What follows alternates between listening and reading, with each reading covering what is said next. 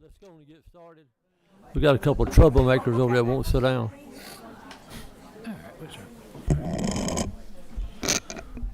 Well, welcome. Thank y'all for being here today.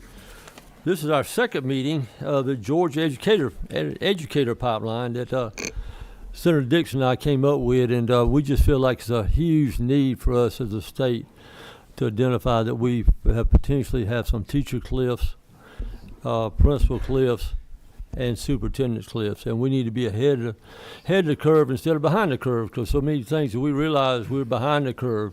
So this is a huge issue, and we can't get our children reading if we don't have teachers to help them read. So, but before we go any further, we need to thank our Lord and Savior Jesus Christ for giving us Bruce Thompson.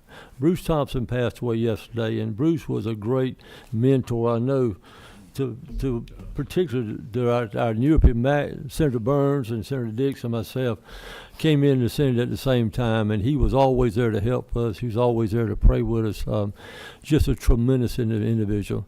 But as great a guy he was, he always seemed to have a little bit of a chip on his shoulder too. So, but it was a good chip, and so we just miss him and want to bless his family for that, and thank God for giving Bruce Thompson to us. I also found out earlier today that Joe Tanner passed away yesterday, and I knew Joe but did not know him very well. But we also thoughts and prayers need to be with his family. So, Senator Burns, if you would, please open us with a prayer. If you will, please join me in prayer. Father God, we're grateful. We're grateful for the blessings of life and the challenges of the future. We remember our colleagues and our friends, Bruce Thompson and his family today. It's a loss for all of us. It's a loss for Georgia. We also remember our good friend Joe Tanner. I've known Joe for decades, and I just learned of his passing. So if you would, Lord, be with those families, be with those loved ones, be with their communities, give them peace and give them strength because they're facing difficult challenges today. For this meeting, Lord, we pray for your guidance and your wisdom, that we would have attentive ears and listen and learn and formulate policy that's in the best interest of our state. We ask these things in Christ's name. Amen. Thank you, Senator Burns. Thank y'all for being here. Great crowd for Thanksgiving week. So we appreciate y'all. Y'all know how serious this stuff is, just as we know how serious it is. Let me just do a couple of reminders that we will actually hold 2 more meetings after this meeting, and we'll kind of see how December flows, and obviously we'll let y'all know ahead of time, and then we'll issue our recommendations after that. I also want to ask the committee members up here if they would hold all questions to the end. We did that last time. It seemed to have worked out pretty good, so we will do the same thing in the second time. So we got some great presenters. We had great presenters last time, so we're going to first ask Commissioner Amy Jacobs to come forward with the Department of Early Care and Learning. Good afternoon. Good afternoon. How you doing? Yeah, I don't know why.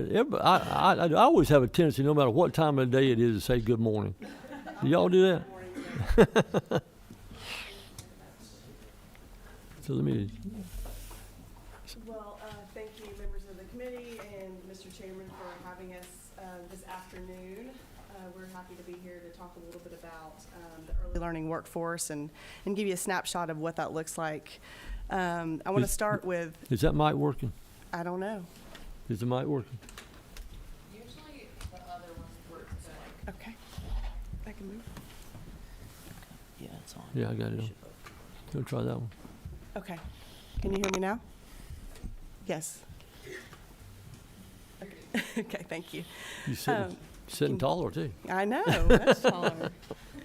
Well, again, thank you for the opportunity to be here to discuss the early learning workforce. I wanted to start with this slide because we all know how important the early years are and the importance of access to early education. We know 90% of a child's brain is developed by the time he or she turns 5, and we know that early education, high quality early education, is associated with improved academic achievement, cognitive development, and self-regulation skills. And we know children who enter kindergarten ready to succeed are more likely to meet those benchmarks that we know that are so important, which is reading on grade level by third grade, graduating from high school, and going on to college and career. So we know the most critical piece of that high quality early learning environment is a well-prepared, well-supported, and well-trained teacher. So just as a reminder, DECAL is the state's Birth to 5 early learning agency, and we are responsible for meeting the child care needs for children and families.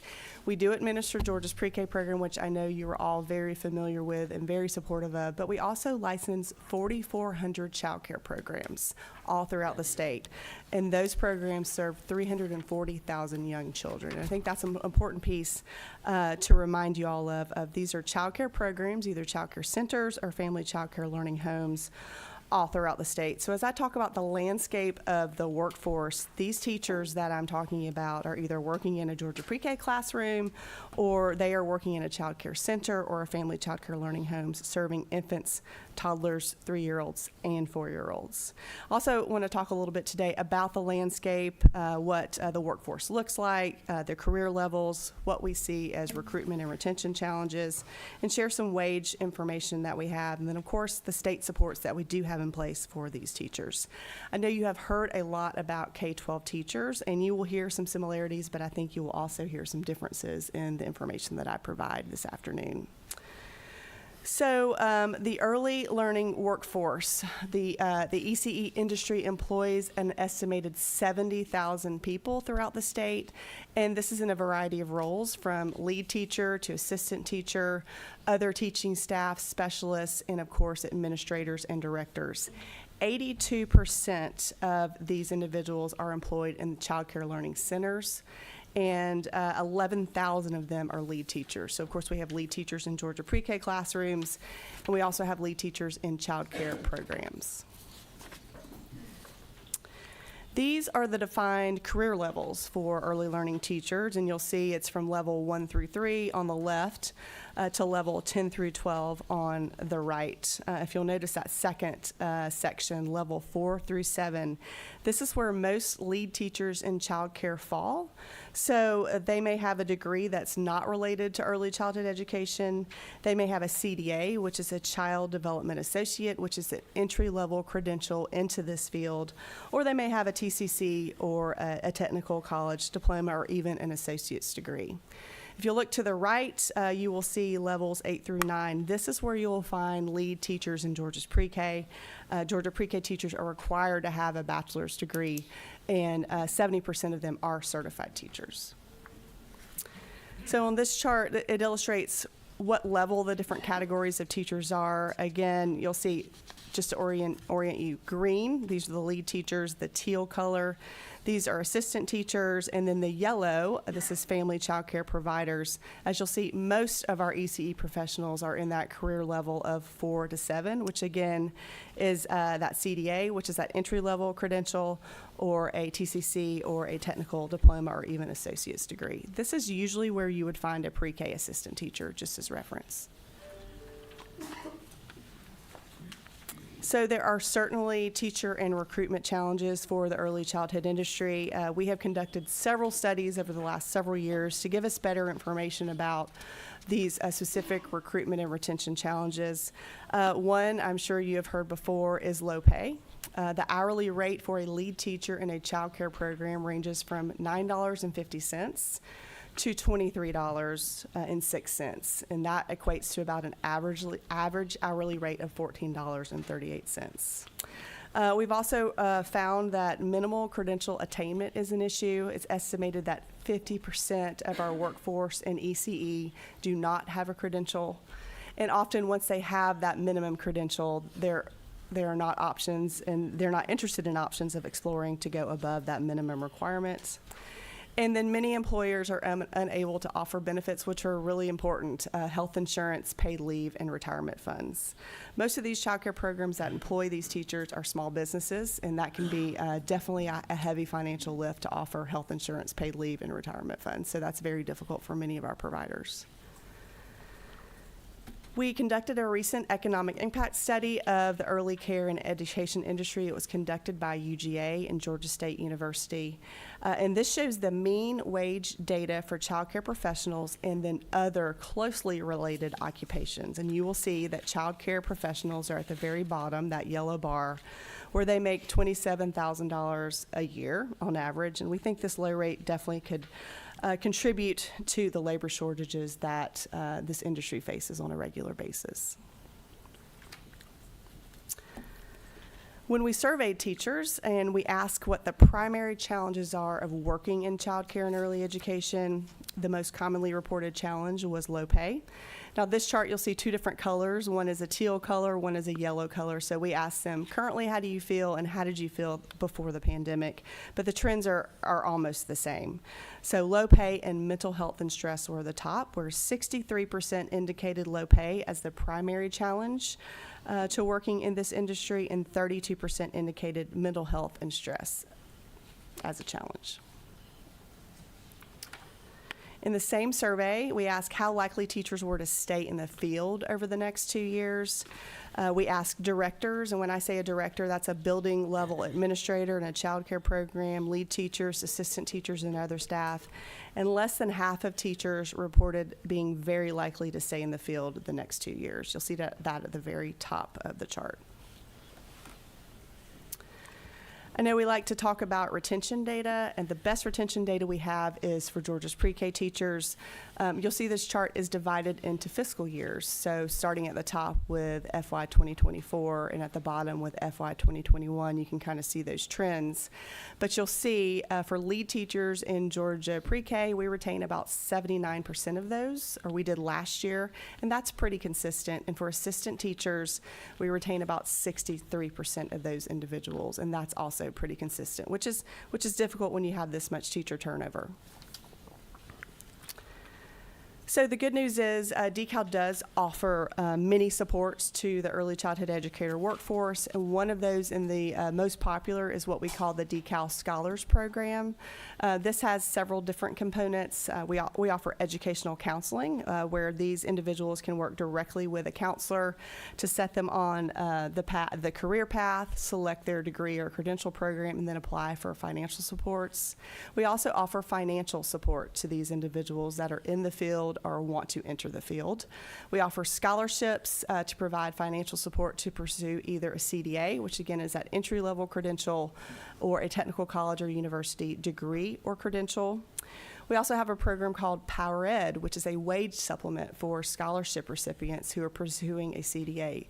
These CDA individuals are usually already working in a child care program, and so to provide them a wage supplement when they need to be out of the classroom to go back and receive additional training has been very helpful.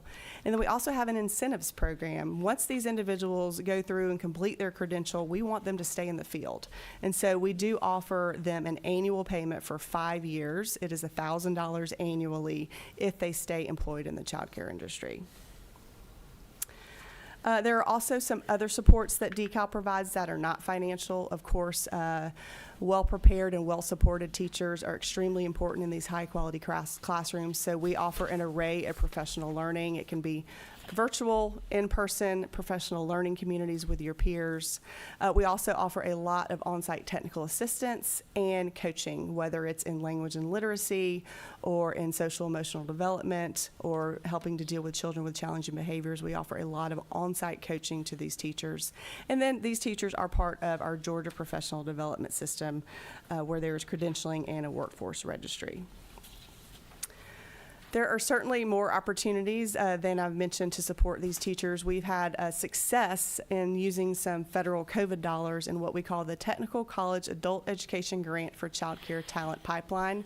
Most of our workforce receives their degree from a TCSG school. But one piece of the pie that we were missing and we were not really maximizing was the adult education piece of TCSG. And so we work directly with the adult education division at TCSG so that they will embed either a CDA or a TCC in early ed in their adult education programs. And that has been very successful in a very short time. We actually had one of their students speak at our board meeting last week. She was employed as a fast food manager, had 7 children, was able through this support to go back and get her GED and also get her associate's and bachelor's degree in early education. So we don't want to miss out on that population in the adult education component of TCSG.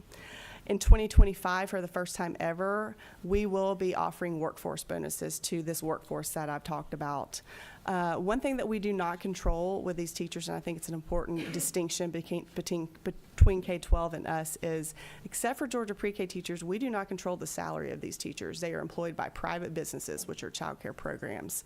But we hear often, over and over again, I don't make enough money, the wages are low, and we certainly recognize that. It's very hard to recruit and retain talent with the wages that I talked about. So we will be, with federal dollars, implementing workforce bonuses in 2025. So if you're a teacher or a staff employed in a quality-rated program, you will receive $500 a year for your employment. So that is a small way for us to recognize and hope to begin our path toward helping with retainment of these individuals.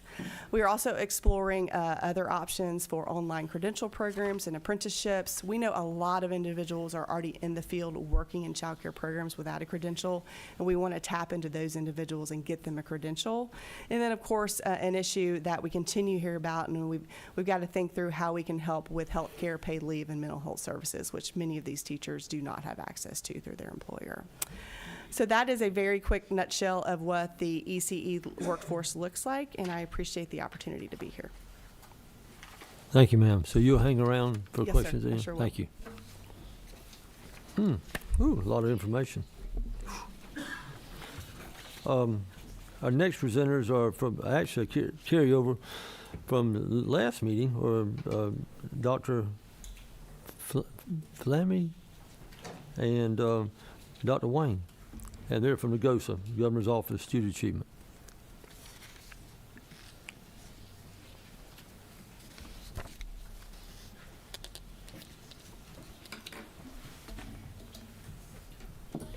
Thank you all again for coming back. Hi, everyone. Good afternoon. Thank you so much for having us back. My name is Monica Flamini, and this is my coworker and colleague, Shuyang Wang. And we are very excited to talk to you all today about some follow-up questions that you all had last time. Good afternoon.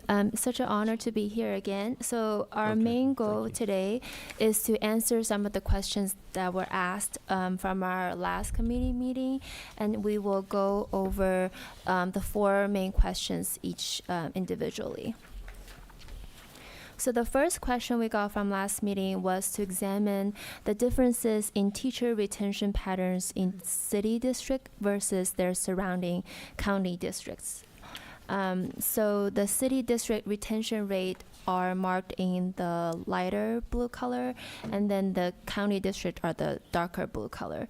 And we do not see a clear pattern during the 2022-23 school year to 23-24 retention data. So in some city districts, such as Beaufort City or Pelham City, the retention rate is higher than the surrounding counties. But in other cases, city can have lower retention rates, such as Marietta City and Dublin City.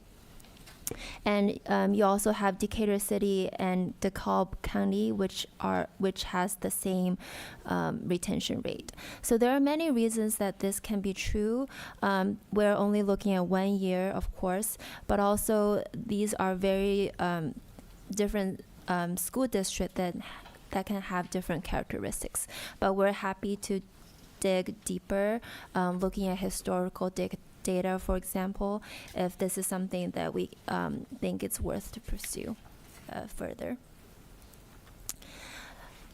The next question we got was, what are some of the impact that when superintendents turn over, what are the impact for teacher and leader retention in districts?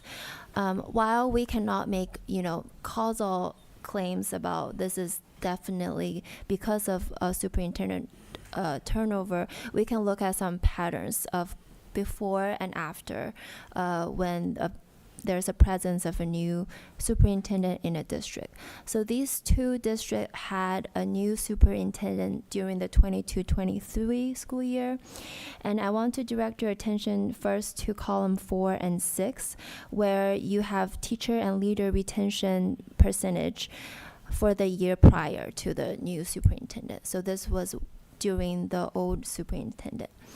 And column 3 and 5 is when you have is the retention rate when you have a new superintendent. So for Pulaski School District, the leader retention actually went up, while teacher retention went down.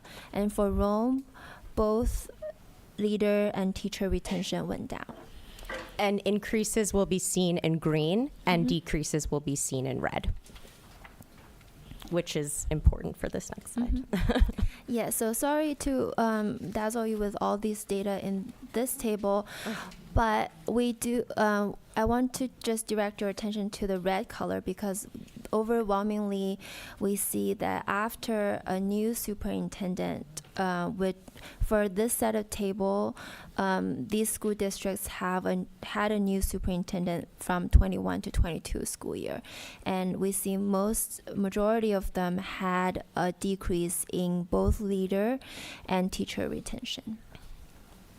We were also asked to look at the top educator producers by institution size.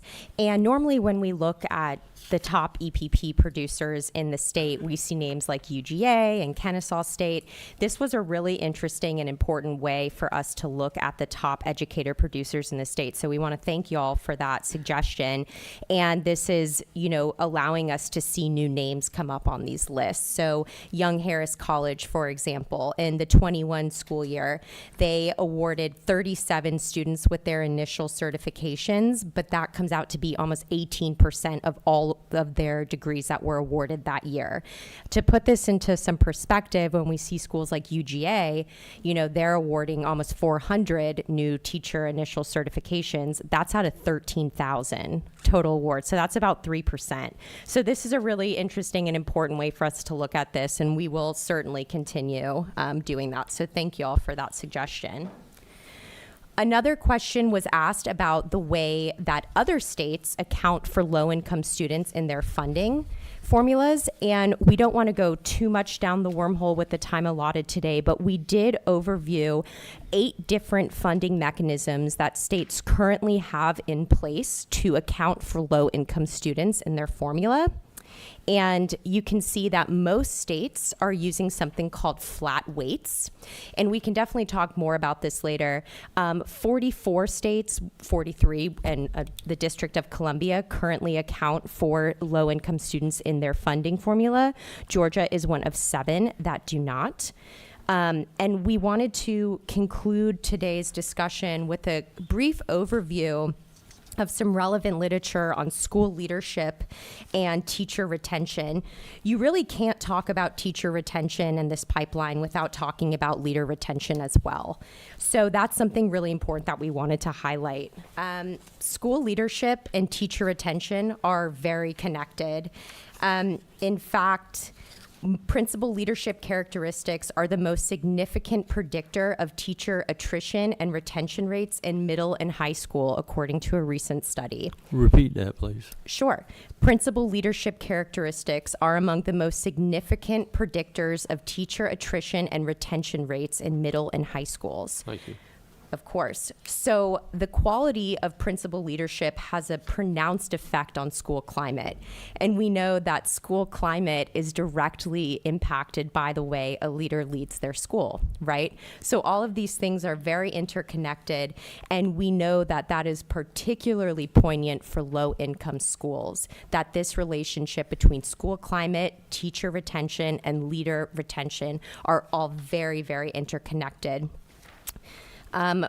We also see in the research that principal turnover directly affects teacher turnover.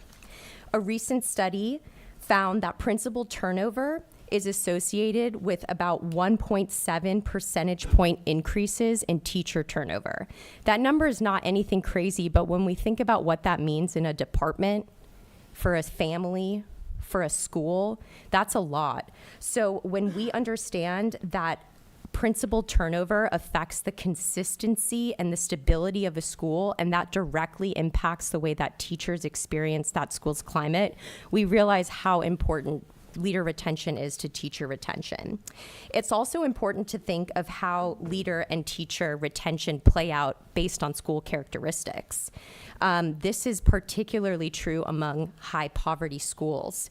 High poverty schools and teachers working in high poverty schools are 50% more likely to leave. I'll say that one more time. Teachers working in high poverty schools are 50% more likely to leave.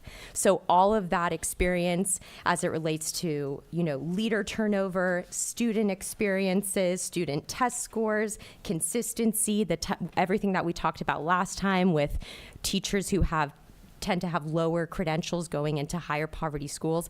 All of this really adds up. So when we think about teacher retention and leader retention, we have to also think about school characteristics and how those retention aspects really differ based on what a school looks like and who they're educating.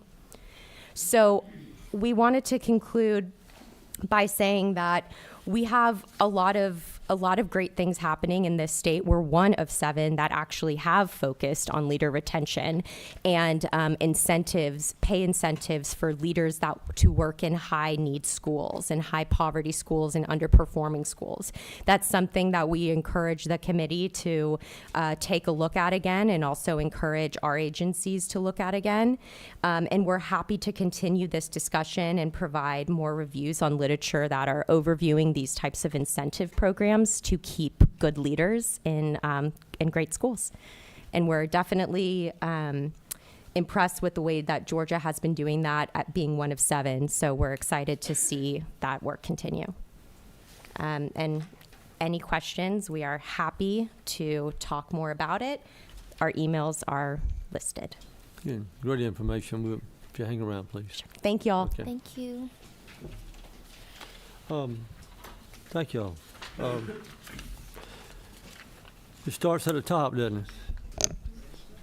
The top determines, no matter what organization it is. Our next presenters are Matt Arthur, Dr. Kelly Young, and Wendy Fortenberry, Georgia Professional Standards. We actually had Matt on the schedule for last time and had a conflict. So, yeah, that's what it was. That's what it was. Our fault. Yeah. Thank you. Yeah, but he decided to come back though. Anyway. I appreciate the opportunity for us to come. Appreciate you all. This is important. It's something that we see every day with the pipeline. What we're going to show you today are the 6 major pathways that people in the state of Georgia become teachers. And so I'm on Dr. Young, runs certification. Wendy Fortenberry is her assistant, and they are the experts in this. So we'll let them go. Thank you. Thank y'all ladies for being here. Thank you so much. We're excited to be here with you. All right. Okay? Yes, y'all. Let's see if I can see with or without the glasses. All right. What we're going to talk about today are 6 of the main routes to teacher certification. And beginning with the traditional route to certification. And when you think about the traditional route, that is typically the individual that graduates from high school, comes out and goes into a college program and then becomes a teacher. Reciprocity is the individual that is coming to us from out of state, where they are certified and they're going to move to Georgia to transfer their certification here. A provisional certificate is for someone that has completed a program or a degree in another field and they have decided that they want to become an educator. A permit is for someone that has maybe a language fluency, or they may be in a CTAE field like automotive, service, technology, healthcare science, or something like that, and the school system wants to employ them.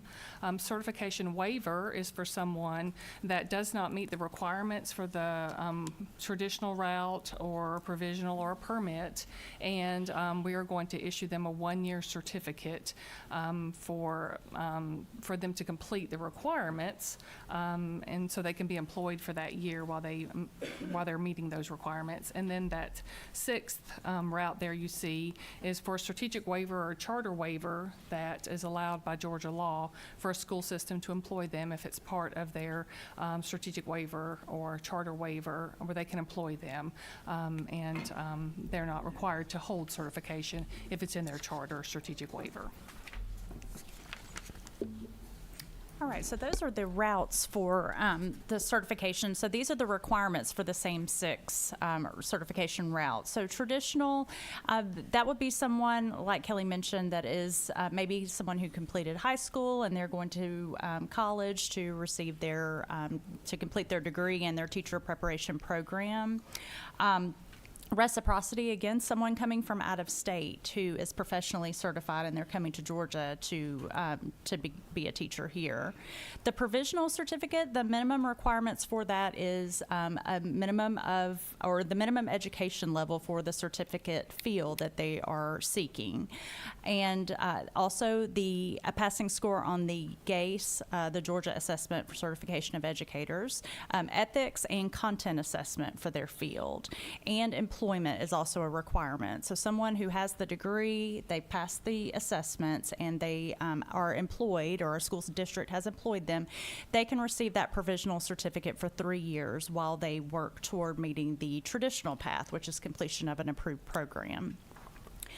The permit there, the minimum education level is a requirement for that, and again, that's dependent on the field of the permit. That GACE ethics assessment is also a requirement for issuance, and then there may be field-specific requirements, such as industry licensure or testing, depending on the certification field. Again, employment is also required for issuance of a permit, and it is initially issued for 3 years, and then subsequently it's renewed every 5 years. The waiver certificate, as Kelly mentioned, it's issued for 1 year, and the individual has to meet the minimum education level for the certificate field. They also have to pass that GACE ethics assessment for issuance, and then that certificate type is issued to someone who does not meet one of the other options listed there, 1 through 4. So during that year, they would need to meet whatever outlined requirement we outline for them. And then finally, the strategic waiver school district or charter waiver, again, that's when a district is waiving certification for the educator. So in order to do that, they do have to hold a clearance certificate, which just indicates that that person has completed or has a successful background check and they have passed the ethics assessment. That would then allow us to issue a clearance certificate, and that is all that they would need to hold in order to waive certification. Nope, go ahead. Oh, I will point out that there are 2 fields that cannot be waived using a charter strategic waiver, and that's any special education field, and most recently the field of gifted has been added. So those fields may not be waived using the charter strategic waiver. The fourth one, their permit could be used a lot. There are not many counties, but some of the counties and some of the schools in it teach engineering. So an engineer could have a permit. And we have those come from the university system or from Georgia Technical, and so that's where that permit also comes in. And one thing that's very common across the board up there is, and we're the only state in the union to do it, but every one of them have to pass an ethics test. What we found after years of doing this is people that don't go through that traditional route or don't go through the Georgia TAP or a program, they have no idea about ethics and what's expected of teachers or paraprofessionals to go through. So we changed that requirement, I think 3 years ago, and so now they're all taking it. We've seen the difference, but they didn't recognize there were really ethics that happened in the world they came from, unlike what's in teaching. So that's been a good move. And there are 2 school systems that have chosen not to be a strategic waiver or charter school system, and that's Webster County and Beaufort City Schools. All right, now for certification retention, and this means in order for those individuals to stay in the classroom and to remain teachers for the traditional route, once they've completed their programs, as Wendy pointed out, then they hold their professional certificate, and they just have to complete professional learning requirements every 5 years. And that's outlined by their school system where they're employed. So they'll renew every 5 years. For those that come by reciprocity, they'll receive their professional certificate, and they'll do professional learning as well every 5 years. That's outlined by their school district. The provisional certificate holder, they will complete a program, and then a subsequent slide will show you the different routes for those individuals. Once they hold their professional certificate, they will complete professional learning every 5 years to remain in the classroom. Permits are not required to complete a program. They have that option whenever they may choose to do so, but for a permit, they will extend their permit every 5 years by completing professional learning while they're holding that permit. The waiver, they would complete any requirements that were outlined for them to come off of that waiver certificate, and then go into one of the other pathways there that we outlined in the other options. And then the strategic waiver, as Wendy said, they would be holding that clearance certificate, and then it would be up to their employer if they could remain on that clearance certificate having their certification waived, or if their employer decided at any point that they have to complete any other requirement and become certified. And we have people across the state from superintendents down that have that charter waiver. All right. These 6 options here in front of you are different type of degree programs, preparation programs that are offered for individuals to complete. So you have regular approved programs that are offered by colleges and universities that lead to degrees and educator certification. So when you're thinking of bachelor's degree programs, or it may be master's degree programs that individuals complete that lead to certification. You have certification-only programs. Those are for individuals that may already hold a degree, and they're going back to school to complete a program. They're not going to complete another degree program. They're just going to pick up the courses that they need in order to complete certification and become professionally certified. The Georgia TAP program is Georgia's non-traditional program that's offered by school districts. It's offered by Georgia RESAs throughout the state. That individuals can complete. Pedagogy-only program is for individuals that are going to complete a program where it is a program that they have to hold a degree in a closely related field. So say that you already hold an English degree and you're going to complete a pedagogy-only program in English education. A pedagogy-only is going to be close to the degree that you already hold. And then the paraprofessional to teacher program is a relatively new program. It's a wonderful program. In the past, if you were a paraprofessional, you would have had to complete, you would have had to quit your job in order to then go back and complete a program. And now with these wonderful programs, paraprofessionals can actually complete a program while they're still a paraprofessional. So it allows those individuals to go through and complete a program. And then out-of-state programs, those are individuals that are completing programs that may be an online program, and they're doing their student teaching here in Georgia. So when you're thinking of programs like Grand Canyon University, the University of Phoenix, or popular ones you might think of, they're completing those out-of-state type programs. All right, and switching gears a little bit, these are just a few of the ways that the PSC supports educators and our education partners. And you'll see there the circle to the far left, veterans and military spouses. We have a military support unit at the Professional Standards Commission where we work to recruit, support, and counsel veterans and military spouses to transition into a career in education. We issue a military support certificate that is not one of the ones that we've already mentioned. It's a military support provisional, where it actually minimizes the upfront requirements for issuance of the certificate, so that qualified individuals can begin teaching and then work toward meeting one of the requirements that we've outlined. Educators and our education partners, we participate in a number of job and career fairs, both for military families as well as non-military families. We also have a dedicated phone, email, and expedited certificate processing time for all of our educators. And then resources, as you can imagine, just hearing those 6 different routes to certification and all the many requirements, it can be confusing. So we offer a variety of resources to school district personnel, like HR officials who are hiring the educators and helping them to determine what certification requirements are needed for which particular area, and also for educators. All right. We stay really busy in certification. As you can imagine, up there at the top, you can see that is just since July.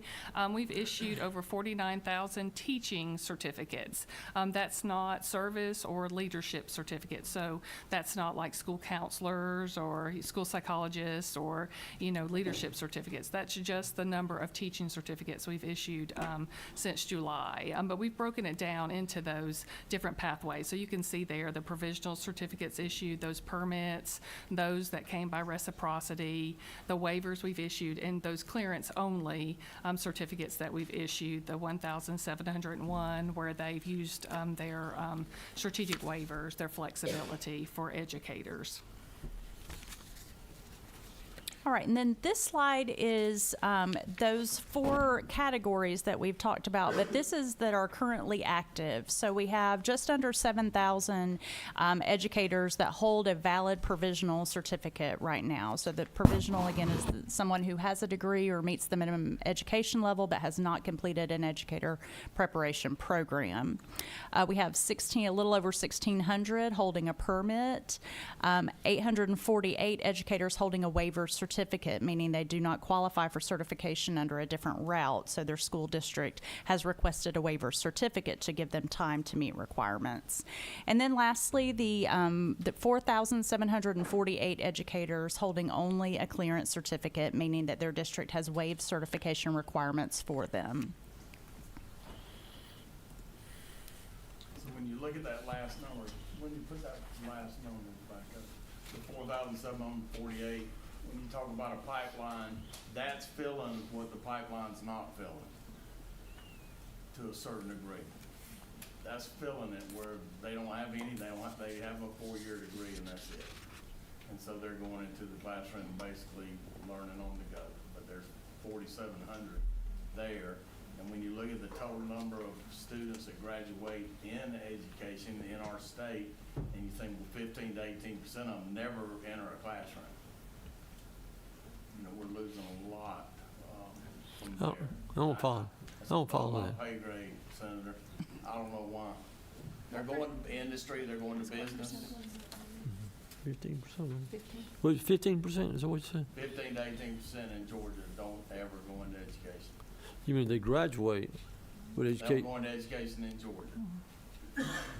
They may go out of state, they may go into a different field. Okay. They go through student teaching, everything. Okay. Good, thank y'all. Thank you very much. Hang around, we got some questions.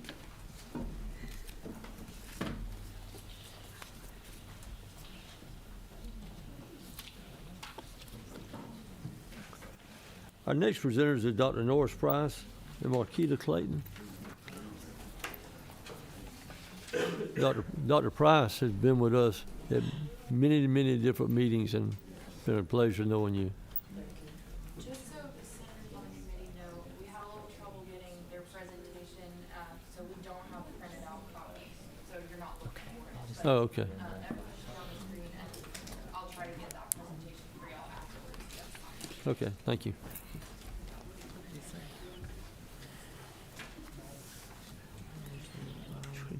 So fast. People talking so very fast. Gosh,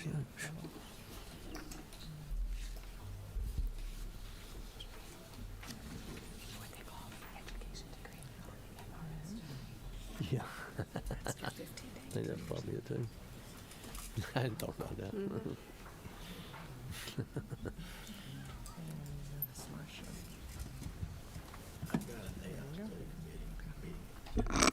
Okay, so, good use. Okay. If you got any questions, you'll write them down, Good Yes, ma'am, I'm afternoon. sorry. That's okay. We're glad to be here, and thank you for the opportunity to talk about how we are trying to address the teacher shortage, not only in Baldwin County, but in Middle Georgia. I do want to say that I have some of our partners here, and so one of them, Georgia College, will come in and share some additional information that is not part of this presentation. But we have Fort Valley State here represented, Mercer University, and Georgia College and State University are here with us today. So we will start. Just wanted to give you an overview of our school district. We have approximately 4,500 students, and you can see our demographics. We're a majority minority school district. There's one statistic that is not added here. 4% of our students are homeless, and that, of course, has an impact when we're talking about educating all of our children. I also wanted to share with you that our strategic plan is very innovative. It was developed in partnership with the Technical College System of Georgia, the Development Authority of Milledgeville, Baldwin County, and also for Next Generation Learning.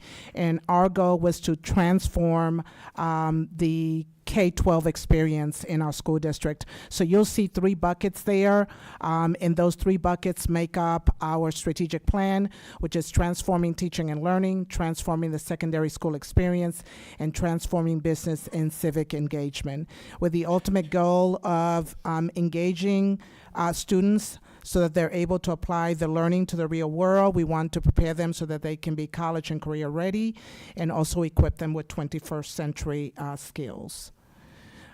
Just wanted to highlight our mission and just highlight a couple of the words that we believe that educating our children is a true partnership. So it's a collaboration with families and the community as well as the school district. And then, as you can see, our vision is to empower students to achieve their maximum potential for lifelong success. Also wanted to highlight that part of our strategic plan that is aligned to those 3 buckets that I just talked about. Our focus is student achievement. So under each of those, under student achievement, you have initiatives and also objectives that we've developed. Also, focus area number 2 is business and community partnerships. And then our third is staff recruitment and retention. We want to retain the most highly qualified staff members and teachers that we can recruit for our school district. So that's also part of our strategic plan. And so we're going to talk to you a little bit about, before we go into what we're doing as far as growing our own in addressing the teacher shortage, talk a little bit about our college and career academy structure. So Baldwin High School is a wall-to-wall career academy. It's strategically set up that way to ensure that students complete a pathway upon graduation. They begin in a 9th grade academy, and in that particular academy, one of the main criteria is that they take a youth science exam. And that particular exam, it basically puts them into, or gives them a nice diagnostic of the areas of strength that they have in reference to a career path that they should take. And from there, with our teachers as advisors at Baldwin High School, they move them or shift them into one of the 3 academies that we have. Be it arts, entertainment, or communication, engineering, information technology and production, and hospitality, health, and human services. So upon entering into their sophomore year, then they will be selected and put into an actual academy. The global courses, of course, center around them. That would be our world language and our health and PEs that are also electives in that area. And let me just add that our College and Career Academy, the wall-to-wall concept, was developed as part of our strategic plan. And that was to ensure that every student completed a pathway. So every student has to complete a pathway by the time they graduate. So some of our workforce preparation initiatives that we have at Baldwin High School, of course, is going to be work-based learning. We try our best to be as innovative and strategic with our work-based learning, providing employment opportunities at the school itself, as well as branching out into technology in areas within our community to keep our students moving along in that particular academy that they've been selected into. Soft skill development. Our soft skill development, we're currently under a grant with Leader in Me, and that's what we're focused on this year, school-wide, to train our students in those soft skills. And they do receive that every Friday in their advisement courses. Also, we have Georgia Best certifications that we're also in combination with that. Mock interviews, we do those, of course, each semester. We have those coming up when we return from Thanksgiving break, whereas all of our community leaders, as well as the Chamber of Commerce, come into Baldwin High School, and we do those mock interviews with our students in preparation for those careers that they're stepping out into. And career fairs. We do career fairs continually. We've had 2 this semester. We have 3 scheduled for next semester. Colleges come in, community businesses come in, and they make sure that our students are aware of all the opportunities that are available to them upon graduation. And, of course, we do several industry tours throughout the year for our upperclassmen, juniors, and seniors. Okay, so we're moving on now into what was the need for us to implement the Teaching as a Profession pathway as part of our College and Career Academy. And so we identified a couple of areas as far as our school district, but I wanted to share some information with you. That was a report that was published back in 2015, and it was by the Georgia Professional Standards Commission. And in that report, they found a very disturbing statistic, and that was that new teachers hired between 2008 and 2015, we had a 44% attrition rate. And at that time, we heard that, but I don't think it really hit us as educators of what was coming our way. And then after that, the Georgia Department of Education wanted to understand this high attrition rate, so they also surveyed teachers across the state of Georgia, and they actually surveyed 53,000 teachers. And what was troubling about that survey was that 66.9% of the teachers that answered the survey indicated that they were unlikely or very unlikely to encourage high school graduates to pursue teaching. And so only 2% of the teachers were very likely to encourage their students to go into teaching. So that is very disturbing. And so later on in 2022, Page did a survey of about 4,500 members. And out of that survey, 31% of them indicated that they were not likely to continue in education and in the next 5 years. So when you think about the data that's in front of us, including the teacher burnout report that the Georgia Department of Education released in 2022, we felt that we needed to be proactive instead of reactive. And thus we began the journey of looking at how could we recruit and retain teachers, and part of that initiative was also looking at what we were doing. We had always used our charter flexibility. We became a charter in 2016, so we always used our charter flexibility for our College and Career Academy pathways. And we also took advantage of having TAP teachers in order to fill our vacancies. But in the last 3 years, especially coming out of COVID, we saw a significant need of changing in how many teachers we really needed. They were no longer needed as far as the flexibility in the charter for the College and Career Academy. We needed them for math. We needed them for science. We needed them for world languages. We needed them for special ed. And so we began to have difficulty in hiring teachers in those areas. And then 2 years ago, we started having difficulties in hiring teachers in the elementary school that were certified. So we came together with our partners and we talked about what can we do. We know that we're seeing some challenges in our school district, but we're also seeing those challenges across the state. So what do we need to do? And so that's when we came up with, we need to grow our own. We need to start looking at how we can take the folks that we have within our school district, look at our high school students, and see what we can do to address the teacher shortage. So we focused on middle and high school students, and I'm going to turn it over to Ms. Clayton to talk about what that looks like at the high school. So we funnel this through our early childhood education, our CTAE pathway. And so the implemented the teaching as a profession pathway, CTAE pathway, that's where it began. And we're looking at about 75 students are enrolled in that educational related pathway. And so as I stated, we're already set up as a career academy. And so those students that are shifted into that particular pathway, this is where those partnerships with those universities come into play. When it comes to the end of the pathway assessment that they take upon graduation, one of the other assessments that we ensure that they take, and that's going to be our paraprofessional certification as well in that particular one. Students participate in work-based learning opportunities. Once they complete that paraprofessional certification, a portion of that work-based learning opportunity can be paraprofessional work within our school system at a neighboring school, elementary or middle school. Baldwin County School District, we also received a Cultivating Teachers grant, $9,000 to assist us with that particular process. So we decided to partner with Central Georgia Technical College in order to have those students that are in the pathway to complete dual enrollment courses and also complete the pathway. The goal is that the students will not only complete the pathway, but we want them also to earn their associate's degree.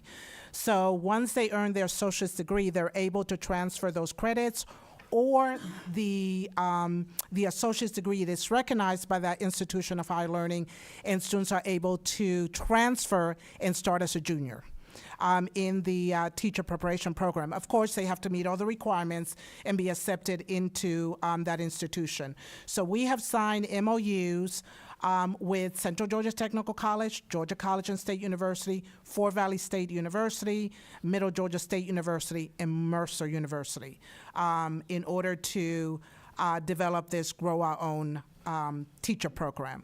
We also believe that we are developing a sustainable and a replicable model that can be used across the state of Georgia.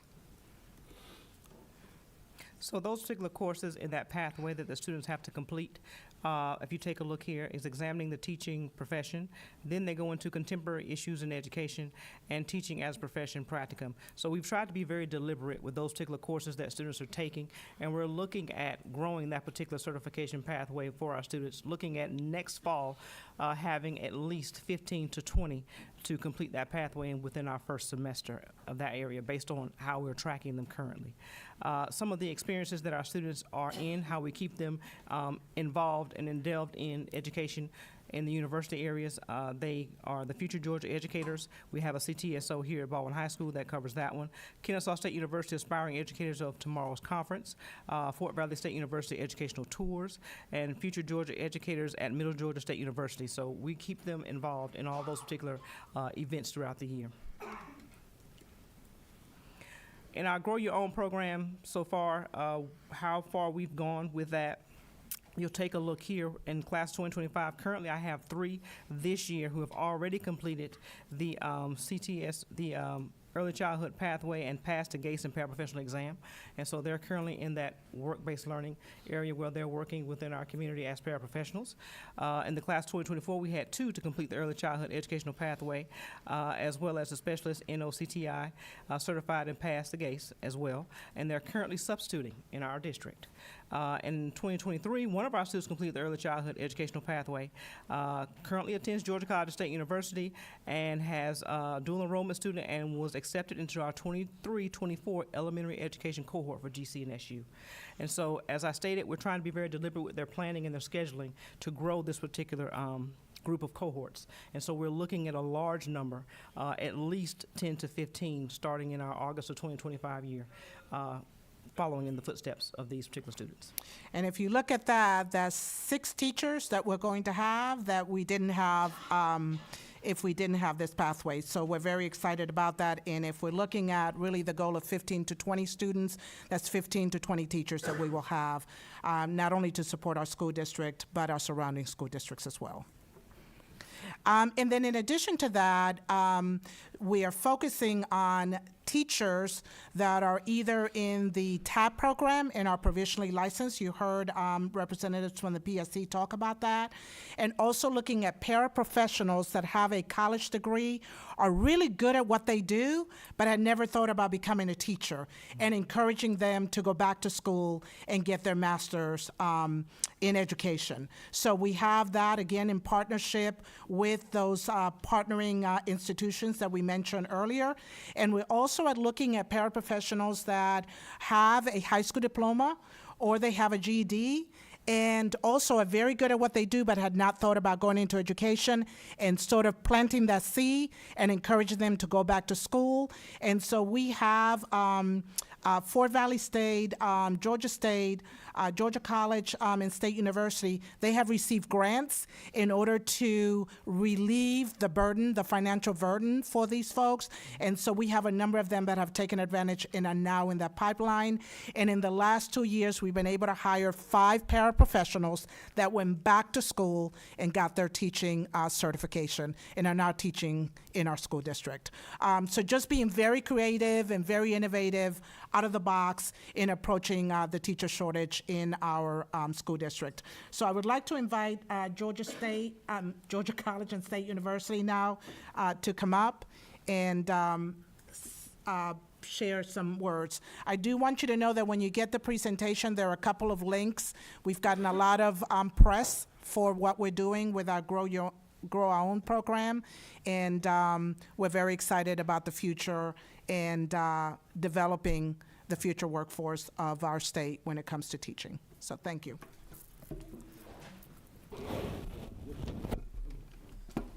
Just for a note, Dr. Price is on our Georgia Council on Literacy.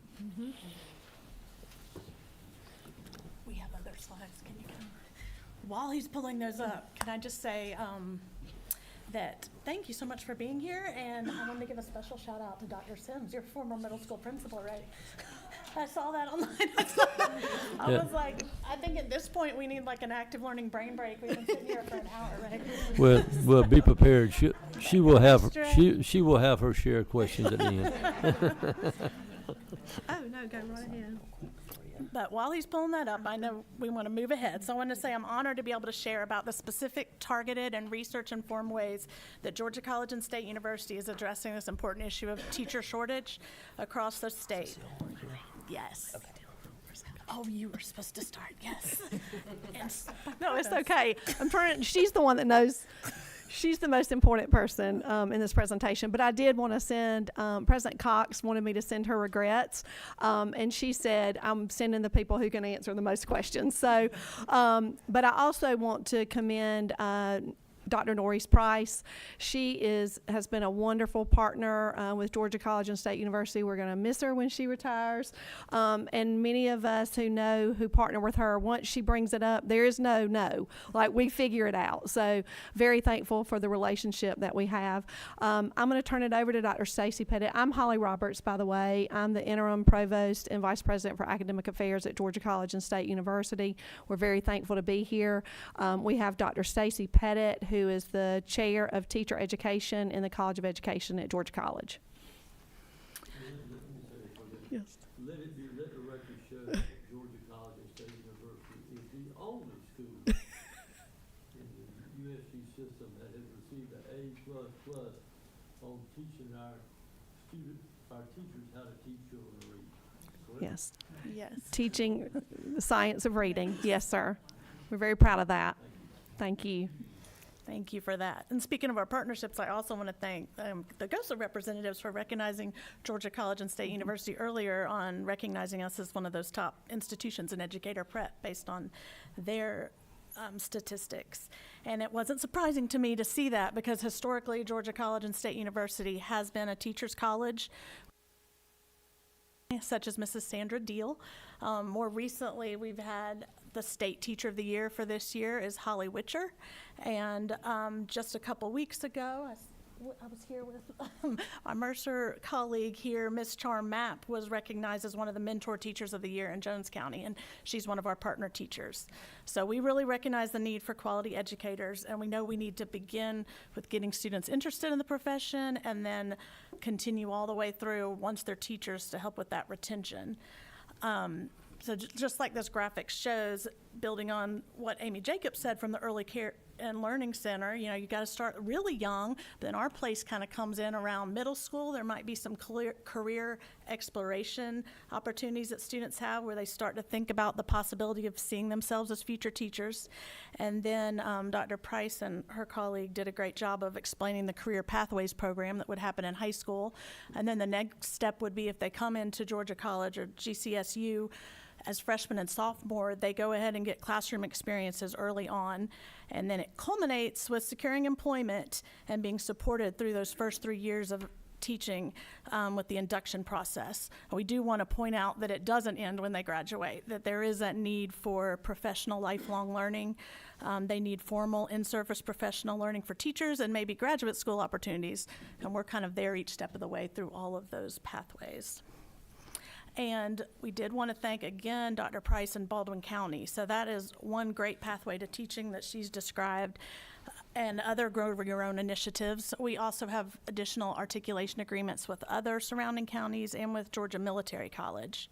So for rural students, and I know we're going to hear from the rural department later today, I think, but those in local counties, they would transfer from Georgia Military College or Central Georgia Technical College perhaps, and we would provide assistance and support targeted just for them to help them navigate that second tier, because we have a selective admissions process into the education major, but we provide cohort application information sessions and different things like that that are advertised publicly to help promote our institution and specifically recruit those surrounding areas. And the areas we target there would be the Oconee Regional Educational Service Agency, or the Oconee RESA counties. So ours include Baldwin, Hancock, Johnson, Jones, Putnam, Washington, and Wilkinson counties.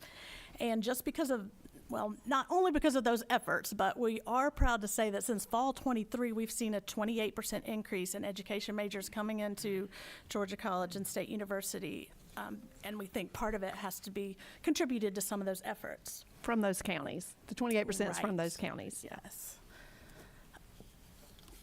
And I think Dr. Price already did a great job describing this, but we definitely recognize those 3 high school classes that they listed, and if they apply and give us that paperwork, and we will give them credit towards EDUC 2110, investigating critical and contemporary issues in education. And this is really growing in popularity. We're very excited about this.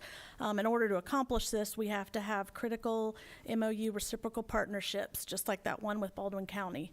So the big idea here is just to make sure that high school students and the counselors know there is a clear pathway to be a teacher if that's something they want to do.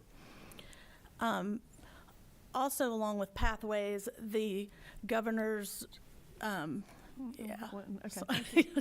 the Governor's Strategic Industries and Workforce Development Task Force got with the Career, Technical, and Agricultural Education, or CTAE, as they mentioned earlier. They got together and created these career concentrations, and one of them is education. I know Baldwin High School talked about the early childhood pathway. There's also a teaching as a profession pathway. So either one of these, if students complete it, then they're awarded college credit. So by doing this, there's decreased time to graduation, which is a decrease in cost, which is a win-win for everyone. So we also, in addition to the creative different pathways we've heard, there's also initial teacher preparation programs that we offer at Georgia College. I'm going to talk about these 3. There's the traditional undergraduate pathway. We have degrees in elementary education, special education, middle grades education. I know earlier Georgia PSC, our colleagues, they did a good job of talking about some of these pathways. At our institution, we're nationally known for our undergraduate 2-year mentor-led field-based cohort model. And I know that's a mouthful, but what that means is during their junior and senior year, the teacher candidates, our students, are able to be part of a cohort, and they loop with a faculty member, and that mentor leader teaches courses to them. They serve as their field supervisor, and they're their advisor. So there's a close relationship that's built there, and that also helps with that induction period later on because they've built that relationship, so they're able to keep up with them after graduation. Another notable characteristic for us at our institution are the opportunities for our teacher candidates to join and hold leadership roles in professional organizations. That's one of our expectations, and also that they present at state and national conferences. So, for example, just a few weeks ago this month in Nashville, we had 21 teacher candidates. Our entire middle grades cohort went to Nashville, and they presented at the Association for Middle Level Education annual conference. So that really helps build them up as teacher leaders. Another thing that makes us unique is how we highly support and facilitate the theory to practice model. We're not just sitting telling them what to do theoretically. They get out into the field and they receive over 1,000 hours, which is nearly double what's required as the standard. And they also benefit from a year-long internship for student teaching, so they get to see pre-planning all the way till the last days of school. So that would be our traditional undergraduate. And then the second pathway was mentioned earlier, the Master of Arts in Teaching. We do offer MAT. These are popular for elementary, special, middle, and secondary education. So here we would hopefully be targeting those 4,700 on the clearance certificate that we mentioned prior. So these are students who want to become teachers after college graduation or maybe even second career. Sometimes we get those from the Army who have retired who want to be teachers. And the neat thing about this is it can be completed while a student has been employed on a provisional certificate. So we can go ahead and fill those teacher roles. They're offered online for accessibility. The field experience that we require are embedded in the schools where they're employed, so they don't have to quit their job. So as mentioned, they mentioned the English example. It might be someone who has a degree in chemistry and then they become a high school science teacher, would take the MAT route.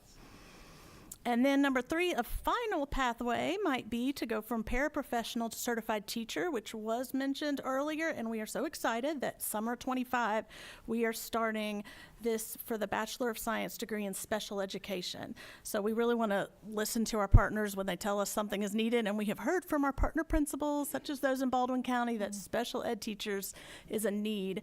And so we will have this adult degree completion program that will lead to teacher certification.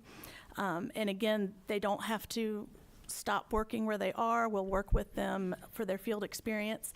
And we've already had a lot of interest because our first information session had 260 registered and 70 actually attended virtually. So we were surprised by that, but excited. And these students coming in, we've already at the institution talked about providing them with an adult degree navigator because we know these are non-traditional students who are going to need a little bit of support. There's a reason why maybe they didn't finish their college degree already, and so they will support them with their core requirements they need and then while they're in the special ed program. And what's great about this is it's helping those schools grow their own and build on their current workforce so that those employees who are already part of the community will remain there. And I know Dr. Price mentioned her being pleased having those in Baldwin County. And other than the College of Ed things that we've discussed, there's also things that university-wide that are initiatives for recruitment. The admissions office holds monthly visits to Baldwin County. We also have a Georgia College Early College that's on site at Georgia College with grades 6 to 12 there, so they get a monthly visit. And for any of those Baldwin County or early college students, all admissions fees are application fees are waived, so it's just a small way to support them.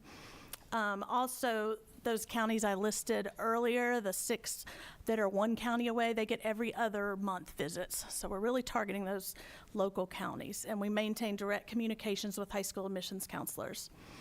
Something else that was on Dr. Price's slides was the Professional Association of Georgia Educators, or PAGE. They've established the Future Georgia Educators, or FGE, and their purpose is to identify, recruit, prepare, and retain the next generation of Georgia's teachers.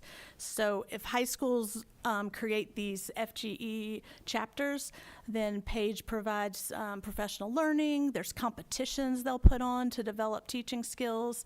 And those that have the pathway courses, like Baldwin County High School has. They'll provide guest speakers to those classes, talking about ethics, contemporary issues in education, and then there's supports on their website. In addition to those chapters, they partner with colleges of education across the state, and Georgia College is one of them, to hold these FGE days. And this is where the high school students would come on campus at the university, and they'd hear from award-winning educators. It's often the teacher of the year. They meet with representatives from College of Ed all over the state. There's workshops, and we're having our day on February 13th. We're going to have our FGE day at Georgia College. Another interesting initiative that some of our partner high schools are doing are having teacher signing days, like an athlete, where they would declare their intention to go into the teaching profession. And another thing we do, university-wide level partnership with our Career Center, we hold a teacher recruitment fair. It's going to be January 31st this year, and we already are expecting 70-plus schools to be in attendance. So this is another way to help provide a pathway into the profession. Again, it's not just that graduate and we're done. We want to make sure that they're supported in that way. And neat things we do there are hold mock interviews. We have resume reviews. In addition to our juniors and seniors that are required to go, also our freshmen and sophomore pre-education majors come so they can see what opportunities await them after graduation. So it's the two-level recruiting into teacher education program and then recruiting into the profession. Our candidates are really highly sought, but we also want to make sure they secure those P to 12 schools so we don't become that 15% that was mentioned earlier that get the education degree and then don't go into the schools. And another little exciting thing is we're hopeful we'll be hosting the Georgia Professional Standards Commission Teacher Recruitment Culminating Summit that's going to be in April. And finally, in conclusion, you can see from this graph, we'd like to end with good news that even though nationally there is a problem of teacher shortage, at Georgia College we continue to see steady enrollment across all our programs, in particular an increase even in our elementary undergraduate program, and then that high interest for special education. So this graph shows our freshmen through seniors. That's why it's up in the 200 numbers. But thank you for this opportunity, and feel free to ask us later questions, Dr. Roberts or myself. Thank you.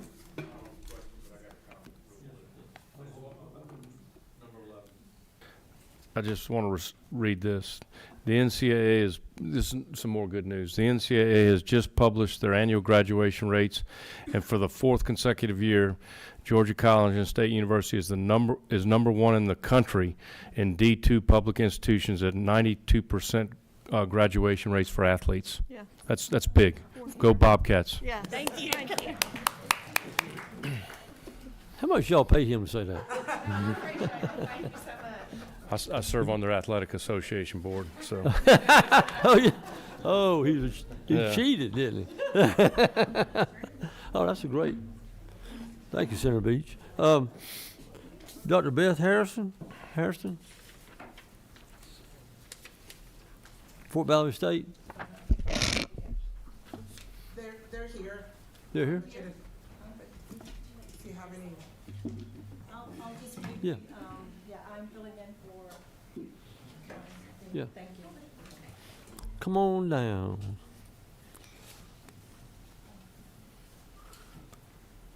Well, I am filling in for my dean, Beth Day Hurston, who had another obligation today, but I don't have a slide, but I just kind of want to talk a little bit about some of the things that we do. And it has been a pleasure partnering with our Milledgeville Academy here. And I just want to talk a little bit about our grants, Project Nurture and Propel. With Project Nurture, we have been very instrumental in being able to assist our teachers in rural districts as well as the urban. We are in a partnership with Georgia State University. And I want to tell you a little bit about what the grant has done. Okay, that's where my focus is right now. So as you heard our previous speakers talk about the pipeline in the high school. And so we have this grant that is designed for high school students during the summer. It's called the Academy for Future Teachers. Now, usually students are out looking for jobs during the summer, but when they come to us, they get a stipend for learning about, the focus is on science, robotics. And so we bring them in And we have this partnership with Warner Robins Air Force Base, Starbase. Some of you have probably heard about Starbase. And so our students actually go in and they are learning about hands-on types of things as opposed to the paper and pencil task in the classroom. So that's one of the major things there. We recently had also our induction program for sustainability. Most of our students are, I want to say, coated with a blue Wildcat jacket. And so if you look on our website, you may see where we had 27 students to be inducted. This is a big increase from 2020 because somehow we were losing teachers during the COVID time. So now our numbers are back up. We are happy to say that, those numbers are there. So we went from about 12 to 27. So I think that's worth an applause for the Wildcats. Also, I wanted to mention about Project Propel. Project Propel is an extension of Project Nurture. Project Propel basically is for those career changers. I've been hearing a lot about the career changers and the paraprofessionals. Again, it focuses on the students in the rural areas because sometimes the recruitment strategies are very different. The needs are different, and so we have put aside some finances for them. And I want to say for paraprofessionals coming, they get $2,000 when they come into our program for support. Career changers get $5,000 because they're actually not working. So let's say someone is moving from accounting to wanting to teach. We support them when they actually go out in the field for that. I did want to announce that we did have one student who recently graduated. Project Propel was so instrumental in helping her. She was divorced, had 2 children, and it was conducive for her learning online, and so she was able to make it. So that's, to me, another round of applause there. So for Miss Jackie Williams, I'll clap for her. So that's about it right now. We're doing some similar things where our test scores are up. We do focus on our GACE for certification.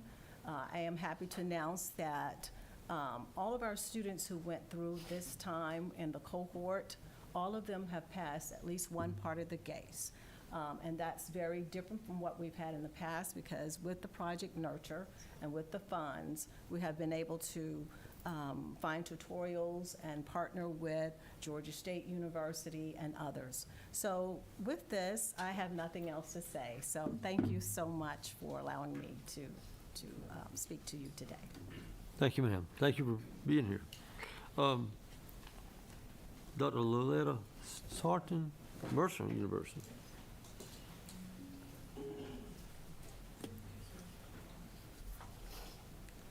Thank you. Thank you for joining us. Good afternoon, and I either apologize or you can thank me. I thought I was here in just support of Baldwin County, so I don't have a formal presentation, but with the time, you may thank me that I don't. But Dr. Loletta Sarton, Associate Dean for Strategic Initiatives at Mercer University. And just to kind of piggyback on some things that Dr. Price said, we're fortunate to partner with Baldwin County and actually 11 other counties across the state of Georgia with a $9.1 million grant that we received from the United States Department of Education. With that grant, we have worked across 11 counties across the state of Georgia.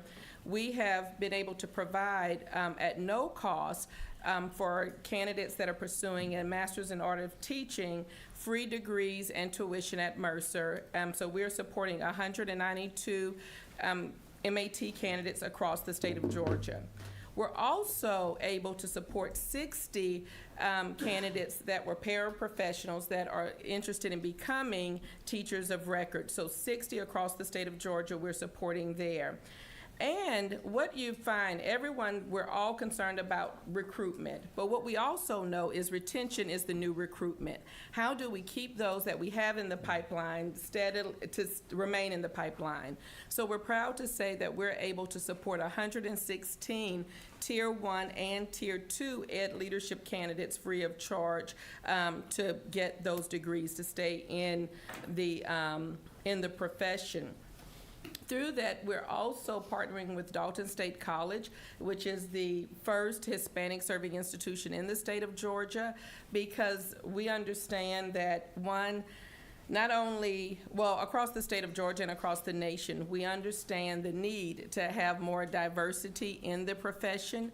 And in the state of Georgia, we know there's a discrepancy between the number of Hispanic educators versus the number of Hispanic students, in addition to the number of African American educators in comparison to the number of African American students. So the purpose of the grant was really to try to focus on increasing and diversifying that teaching workforce.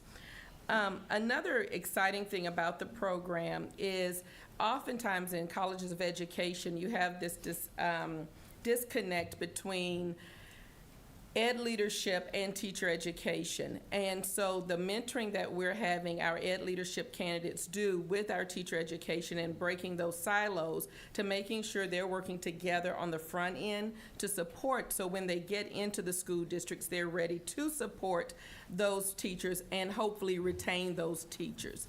I often tell educators are not leaving the profession because they're tired of students. They're generally not leaving the profession because of families, and generally sometimes not even because of pay. It's because of the leader. Leaders make the difference. And so if we are preparing leaders that are ready to lead day one, have that practice, then when they go into the schools, they're able to create a culture where educators want to stay. We're excited about the work and doing a lot of the same initiatives that we heard from our colleagues from Georgia College and our colleagues from Fort Valley.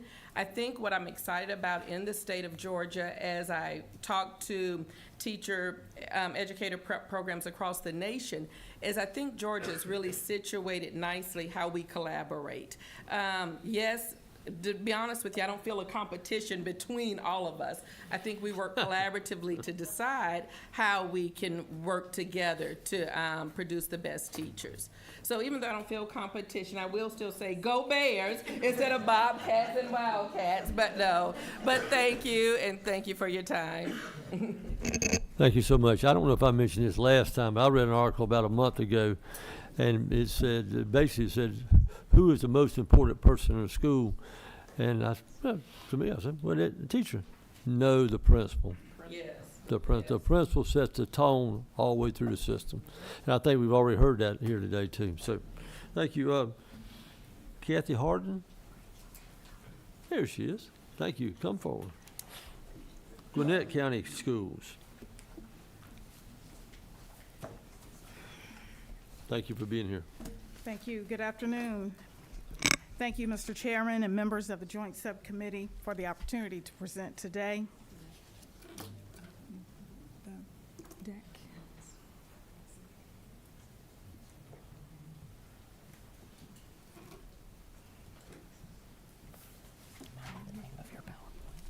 Pathways to teaching in Gwinnett County Public Schools. Thank you. Thank you.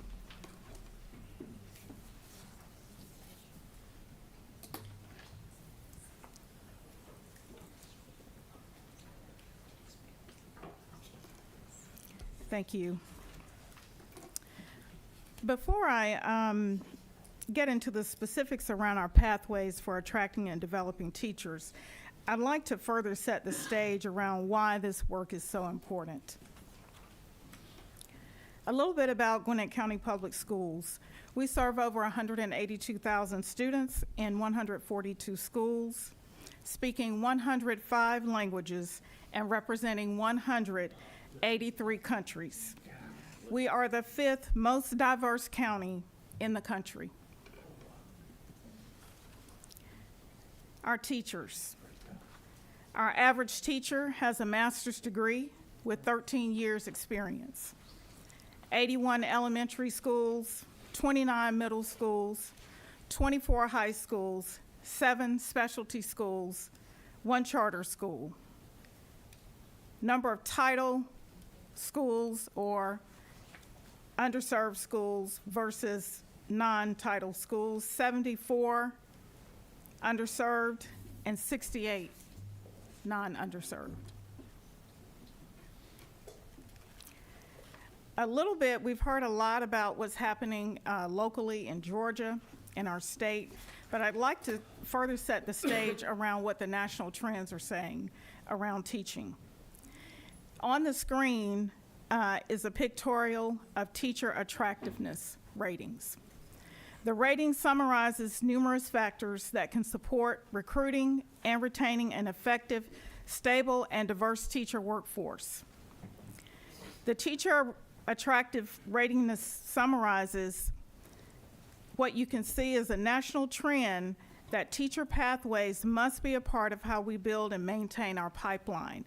If you'll notice, in the varied colors of green, the state of Georgia is next to the lightest color, next to the lightest shading of green. Based on the legend, that indicates that teaching is not such an attractive profession in our state for teachers. And so that kind of sets the tone for everything that we've heard so far today and what I'll get into a little bit later in the presentation. In 2023, there were over 5,500 teacher vacancies, kindergarten through high school. 44% of public schools nationwide reported teaching vacancies. 163,000 teachers aren't properly qualified for their jobs, and we've heard that already this morning. An estimated 270,000 teachers and staff quit or retire across the country every year. The research says that, and I think Dr. Sarton may have been the one to mention, that recruiting used to be the thing that we had to focus on. With the landscape set the way it is today, we know that retention has now taken the top place in how we have to approach keeping our classrooms staffed.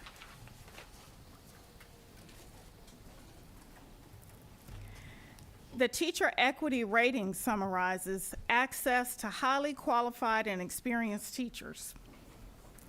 Here we can see we have work to do in Georgia to ensure our children have equitable access to high quality instruction. Our positioning also indicates the need to provide appropriate supports to our provisional and novice teachers in an effort to eliminate learning gaps. And you will see here Georgia is also in the second lightest shading, similar to the national trend that we saw earlier with the teacher attractiveness rating. So what this says to us is that students are not getting everything that they need based on the preparedness of teachers in the classroom today.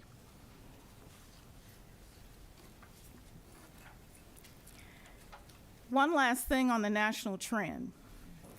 Based on information from the US DOE and the National Center for Education Statistics, only 4% of degrees issued in the United States are in education.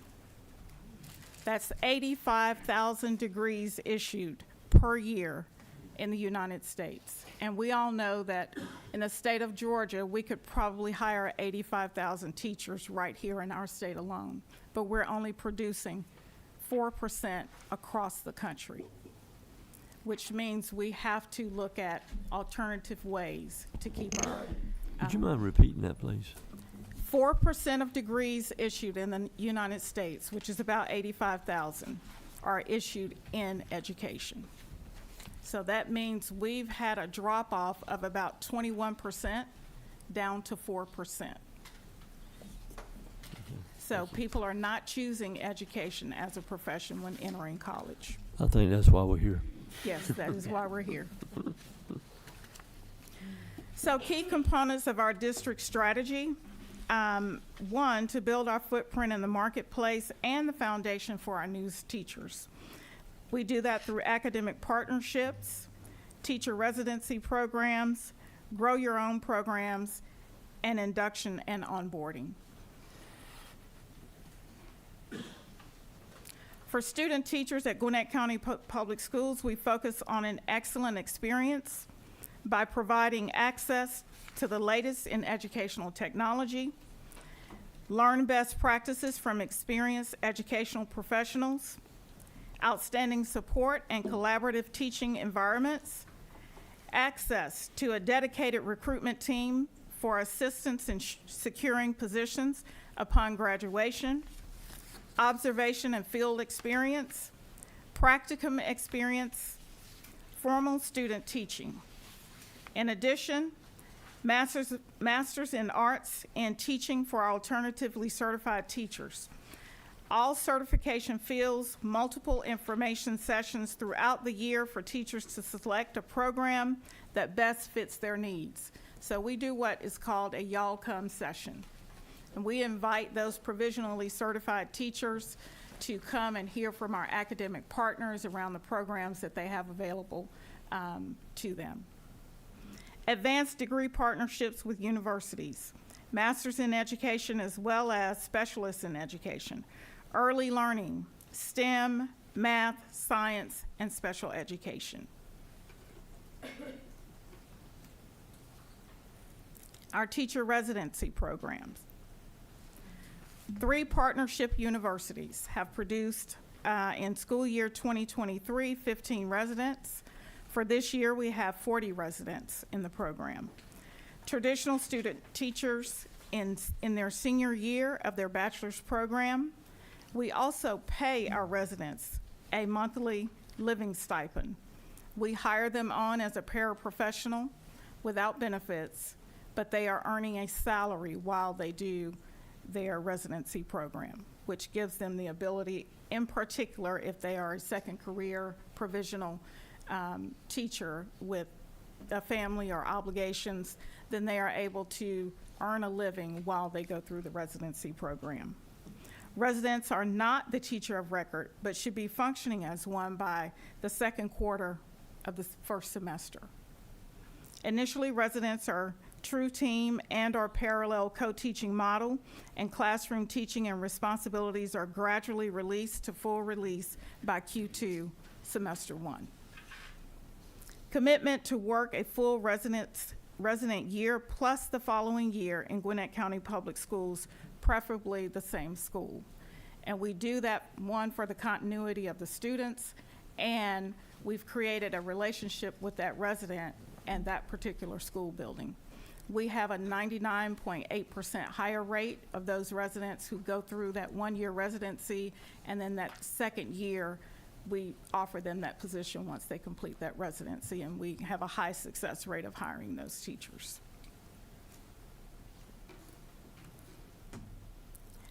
So our Grow Your Own programs. Pathways to Teaching High School. Teaching as a profession is a pathway of 3 courses with an internship. This pathway is supported by the Department of Career, Technical, Agricultural, and Engineering in the Division of Teaching and Learning. In the Duluth and Mountain View clusters, students may take the first of the 3 TAP courses in 8th grade. Completion of the year-long Examining the Teacher Profession Connections class earns a high school concierge credit. We have 6 high schools that currently offer the full pathway, which may earn students a college credit should they pursue an education degree in the future. We also, as you heard, one of the education partners behind me state that they have a teacher signing day. We also have a teacher signing day, which is a formal event where they have the ability to invite their family members to come in. It's held after school in our boardroom.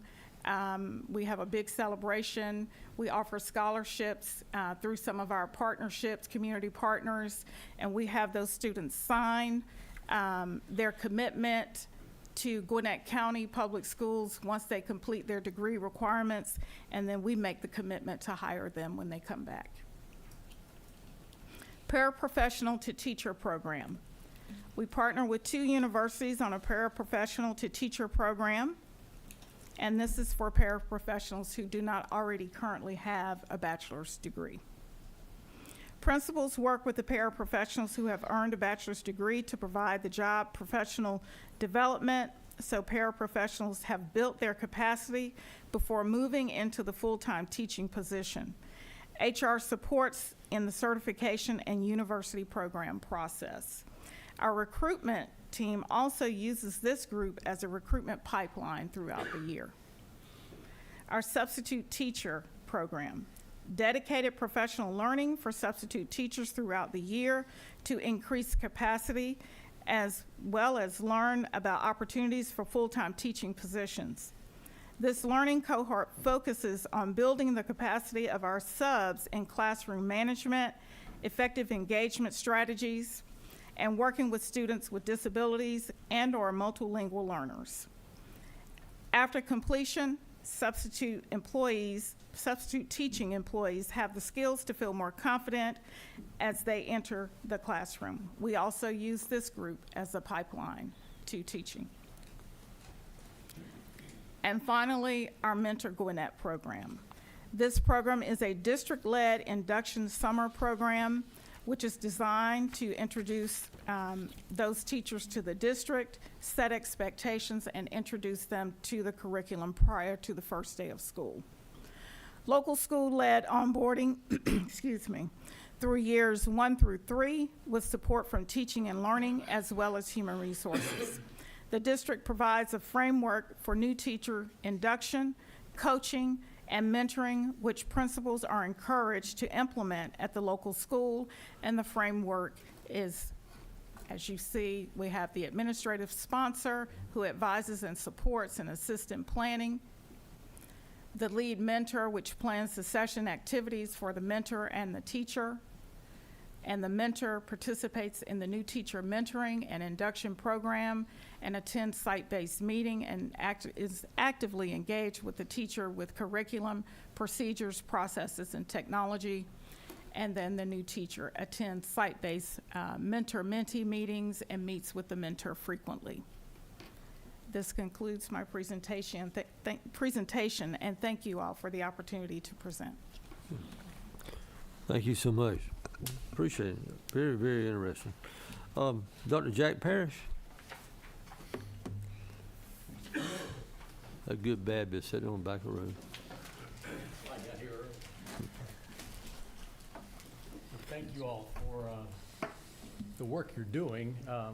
As you say, being proactive, I think, is something that is needed. One of the benefits here of being farther down the agenda is you're going to start hearing some recurring themes from some of the information that we have already provided you today. But we do appreciate you providing us an opportunity to tell you a little bit about teacher preparation at College of Coastal Georgia. For those of you who might not be as familiar with College of Coastal Georgia, we're located in Brunswick. Our campus is primarily comprised of students who drive there each day. I think about 77% of our students are commuters. 91% of them are residents of Georgia. So it's obviously a regional college there where it provides an opportunity for students to come. And I think the other part about that particular slide is the affordability that it affords our students, which I think is extremely important also. Our Department of Education and Teacher Preparation is housed in the School of Arts and Sciences. You can see we don't have a large faculty, 6 full-time, 6 part-time faculty members. And you can see our 3 programs that we have there. We have an elementary and special education program, which is a dual certification program where candidates come out certified in elementary education as well as special education, which principals tend to really appreciate. We have our middle grades program in all of our content areas, and then we have the secondary education program with concentrations in biology and mathematics. You can see our partnering school districts there are located in southeast and coastal Georgia. And as you heard Ms. Harden from Gwinnett County just say, that's an extremely effective recruitment tool, I will tell you. And so in my role as the Director of Field Experiences, I set up all of the student teacher placements for our candidates. So instead of them not wanting to take your call or read your emails, they're extremely eager to take your calls and read your emails when you ask about having candidates placed in their schools. Because when teacher candidates have positive experiences in their schools with their pre-service teaching, then they tend to want to go back there and work as teachers once they complete the program and graduate. So we're very happy to have those 9 partnering school districts. We currently have 94 teacher candidates in our program. You can see the number of 48 seniors and 46 juniors, and you can see the breakdown there by the number in elementary and special education, which is the largest program by far, followed by middle grades and then secondary mathematics and biology. We've seen an increase, just like Georgia College and State University was mentioning earlier. They're seeing an increase. We're seeing an increase also over the past 5 years, and the current 94 candidates represents the largest number that we've had at one time in juniors and seniors. So that is very positive when you look at some of the national trends about enrollment in teacher education programs. One reason our numbers have gone up some is because you can see that we have 34 teacher candidates enrolled in our paraprofessional pathway program. And again, that's the part where I said you're not going to hear new information, but you're going to hear some recurring themes about that.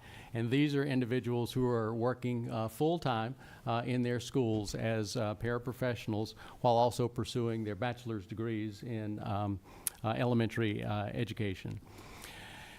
The way this developed is we're located right there in Brunswick, right across the street from Brunswick High School, very near the district office there in Glenn County. So they began conversation with College of Coastal Georgia in early 2022.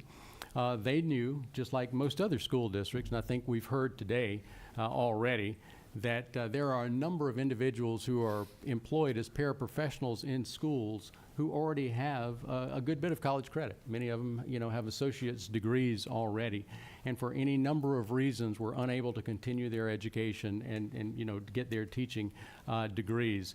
So they polled and figured out the number of candidates or parapros they had working who did have some college education, and then they identified them. So then we began assisting them with the admission process. I think we heard someone else say already, for non-traditional students or individuals who have not been back to college in quite some time, navigating that admission process can sometimes be one of the biggest impediments. So we have a dedicated faculty member who works directly with those individuals who are coming into the paraprofessional pathway program to try to make that as simple as possible, getting their transcripts evaluated and knowing exactly how many courses they need, if they need to take any pre-program courses before they start taking the teacher education program. Once we knew that we were going to have a number of candidates from Glenn County, we then expanded the program through conversations with First District RESA to other school districts in southeast Georgia. So you can see there that we began our first cohort summer of 2023 with 22 candidates in that cohort, and you can see 14 of them are from Glenn County, 2 from Long, 2 from Wayne, 2 from Liberty, 1 from Tatnall, and 1 from Brantley County. So again, most of these are small school districts, and even those small numbers make a difference to them whenever they're hiring teachers. Again, the program eligibility is something that you've already heard from other presenters say today, that these are individuals who are working full-time as paraprofessionals in their schools.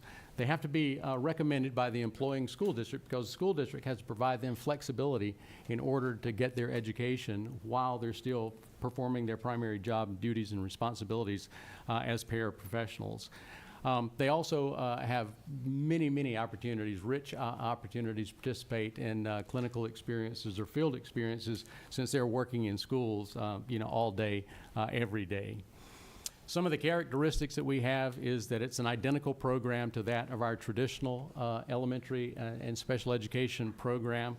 The courses are taught by our regular faculty that we told you about earlier, all 12 of them. The courses, though, are primarily facilitated through a virtual type of delivery. We do have on-campus workshops so that they can come in occasionally for some face-to-face type of instruction. The other thing we do is our traditional program is 4 semesters, but we've spread this out over 6 semesters, understanding that these individuals are working full-time. Many of them have family responsibilities, and so spreading it out a little bit makes it a little bit easier for them. And then we know that they bring some valuable insight to our discussions because of the rich experiences they've already had as parapros. In May, we're going to have 22, as we say, freshly minted teachers who are coming out of our paraprofessional program. 7 of these are already serving in an intern as teacher roles where they have their own classrooms now while they're seniors in the program. And we've had requests for additional ones of those to start the second half of the school year. So we're really looking forward to them getting started.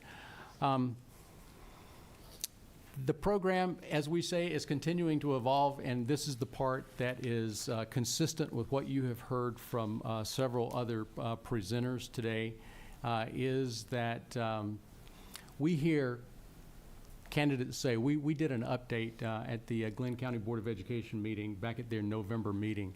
They had one of the candidates who was in the program actually make the presentation, so it's always good to hear it directly from the person who is involved as much as you possibly can.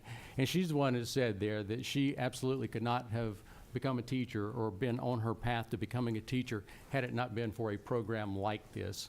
So it does offer that type of pathway for individuals who for many reasons can't give up their employment in order to pursue their education and preparation as a teacher.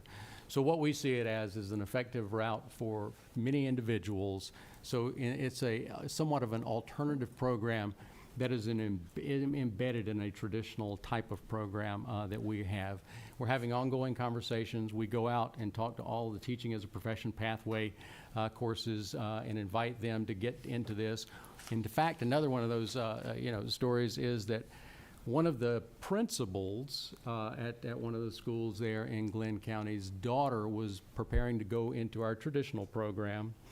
When we began the paraprofessional pathway, she changed and began working as a paraprofessional at Golden Isles Elementary, and she's in the parapathway program now. So she's working, she's earning a salary, as well as pursuing her teacher education. So I would simply say again, thank you all for what you're doing.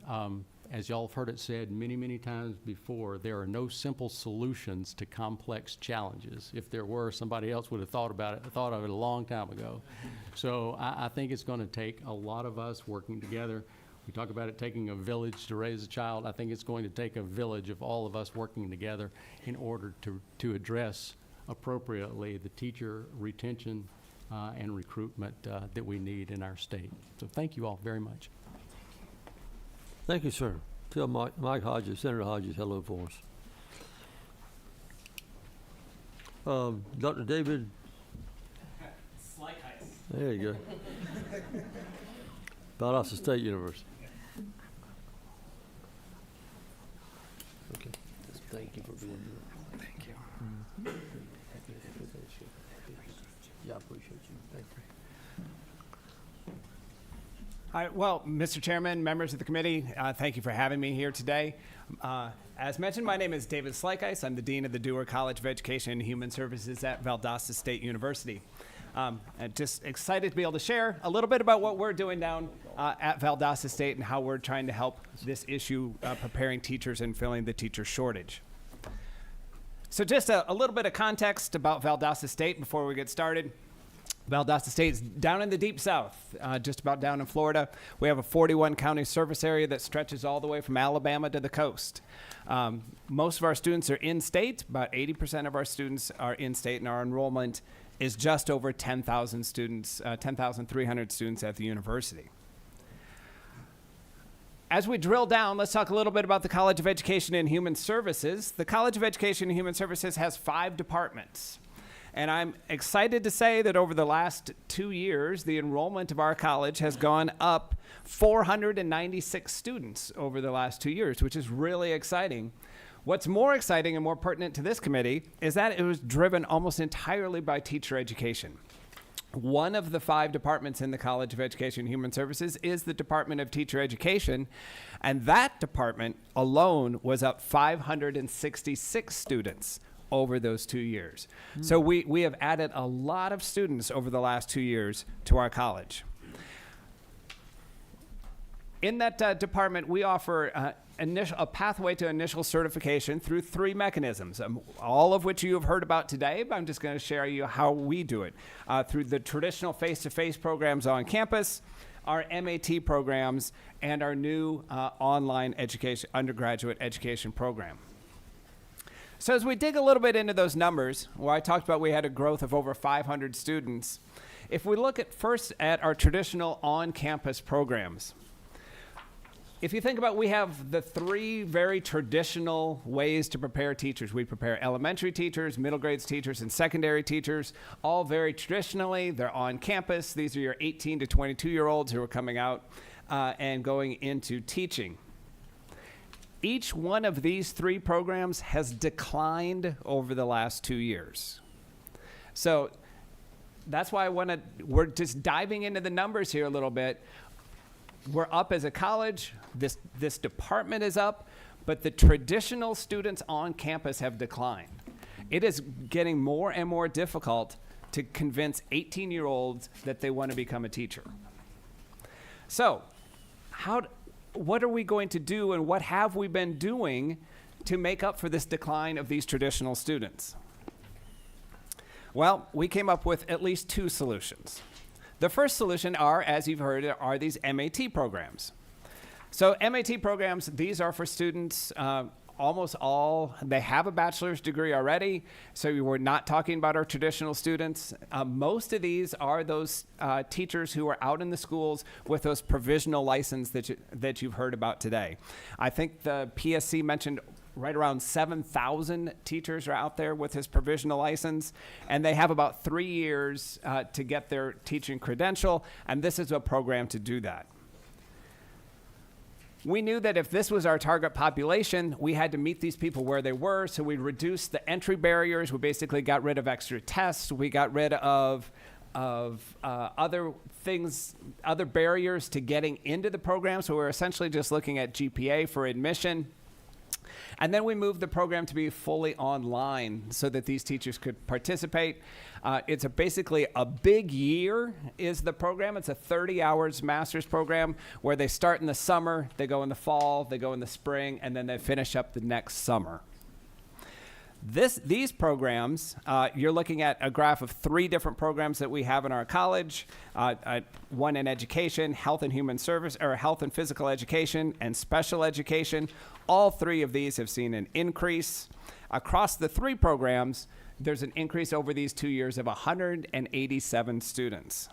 So, like, for example, in our special education MAT now in this fall, we have 154 students. In our health and physical sciences, our health and physical education, 60 students. And in our education, which is our middle and secondary education, we have 65 students this fall. So all of those programs are growing. That's one way to meet the need, to provide teachers for this state. But like many of our colleagues here, we know that there's another population that we can meet with. And this started a conversation at VSU that started pre-pandemic, actually, which is our Online College for Career Advancement. That is ACA. And ACA, one of the 8 degrees that are in ACA is the Elementary Education Program. This program and the ACA as a whole and this education program is very much designed to go after those students in our state, those adults in our state who are looking at getting a teaching credential, and we're looking at going to an institution out of state. So looking at going to your Grand Valleys, going to your Southern New Hampshire, going to your Phoenix. These are the students that we were targeting. We set up a program. All of the programs that are in ACA, all 8 programs, run in on a similar format. They run an 8-week sessions where students are usually taking 2 courses at a time. And they move through this program in a fully online, fully asynchronous manner to go through there. We were anticipating that this program would do a lot of what our friends have talked about and target our paraprofessionals, that this would be an excellent opportunity for them. And we have seen that. Probably about 60% of our students that are enrolled in this program are paraprofessionals, but we've been very surprised, pleasantly surprised, at the number of adults in Georgia who are looking at teaching who are not already in a school. And so we're meeting those needs as well. And if you look at this graph, these numbers are a little bit unbelievable on what has happened with this program. This started in 2021, and in the summer of 2021, we enrolled 35 students. This fall, the fall of 2024, we have 471 students in this program. So it's gone up 436 students since 2021. This is an incredible effect that we're having. We're very excited about this. If you think about the economic impact in a small rural community in South Georgia, you're often turning someone who's a paraprofessional earning about $20,000 a year into a teacher, doubling their salary. You're opening up that paraprofessional spot for someone else to come in and fill. And so we think it has just an outstanding impact throughout that. These students are doing really well. 94% of them that are in this program are in good standing on the dean's list, and we're starting to see graduates roll out of this every semester. So what are some of the things that we can talk about for Valdosta State, some of our successes? Well, our enrollment overall is up. We're preparing more and more teachers every year. We're getting that initial certification out there. We're working with students who are currently employed in many of these programs, both in our MAT and our ACA program. These are really tailored to working students and meeting them where they are. These are online programs that are getting to them. And now we have options. We have an option for the 18 to 22-year-olds who are your traditional. They can come in. We have options for people who have some college credit, who are adults. They can go into that ACA online program. And we have options for people who already have a bachelor's degree and are interested in going back. So we're really trying to have an option for an adult, a student at any stage who wants to go on and become a teacher. What are some of the continuing challenges? Well, as I mentioned, it's a continuing challenge to convince an 18-year-old to go into teaching. If you ask students on a college campus who are in the teacher preparation programs, why did you decide to become a teacher? Almost universally, they're going to say, oh, it's because of Mr. So-and-so or Mrs. So-and-so, my third grade teacher, my eighth grade teacher, my high school science teacher. They inspired me to do this. Well, as we heard from some of the presenters earlier today, teachers are becoming less and less likely to actually recommend teaching to these students. And so having that inspiring teacher is getting more and more difficult. It's very difficult to convince an 18-year-old that the salary is outstanding, which it really is. It's not bad at all. And that the TRS system is amazing. That's just not what an 18-year-old is looking at when they're trying to make a decision about their career.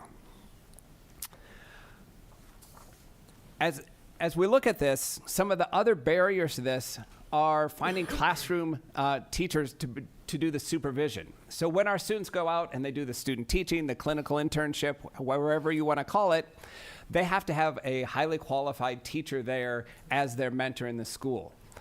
That is one of our biggest barriers, especially with that online program that is all across the state, is finding those mentor teachers that are willing to step up. There's not a lot of incentive for those teachers to say, yes, I will take a student into my classroom. They don't get any extra pay. They don't, we can't offer them credit at the university. And so we're looking for ways to incentivize them. I've only been in Georgia. This is my third year, but I've heard that once upon a time in Georgia, there was a program that actually paid these mentor teachers a stipend. And so I don't know if that's something that could be explored to come back. And the other barrier to this is the cost of student teaching. If we're looking at our face-to-face students that are on campus down in South Georgia, we tell them it's a local placement anywhere that 1 hour's driving distance from campus. And so, because there's not a heavy concentration of schools down where we are, so that we need to be able to place them up to an hour away. So now you're talking about commuting, transportation costs, need to have a vehicle, and we tell them at the same time, student teaching, clinical internship is a full-time job. You should not be holding a second employment. So this becomes very difficult and is an extreme hardship to a lot of our students. Many of our students, as you've heard from other presenters, do get hired in some role while they're doing their student teaching, but this is very piecemeal at this point. There's no consistent way that this is happening, and so it's very difficult for me to be able to look at a freshman coming in and say, oh, don't worry about it, you will be compensated during your student teaching. You might be, you might not be at this point. So anything that we could do to find a consistent way to do that would also be outstanding. Just this morning, I met with my dean colleagues from the other regional comprehensive universities, and we all shared some of these very similar struggles and challenges that I'm talking to you about, and we're trying to find ways to work to work together to find solutions to some of these issues. I just want to close on a positive note, something very similar to what you've heard. A quote from one of our students that is in our elementary program that is fully online. She said, if I would have had to quit being a paraprofessional to get my degree, I would have lost my insurance. My husband owns his own business, so we depend on my insurance. This program at VSU works great if you're already a paraprofessional. You can work it out with your school, and you can do both. These are the kind of students that we continue to reach out to every day. We try to inspire them to become teachers, and we're working hard at this and doing our best as we can. I'd like to thank you all for the opportunity to present today. Wish you a happy Thanksgiving, and go Blazers. Thank you. Thank you so much. Dr. Martin and Ms. Finley. From the Office of Rural Education and Innovation, Georgia Department of Education.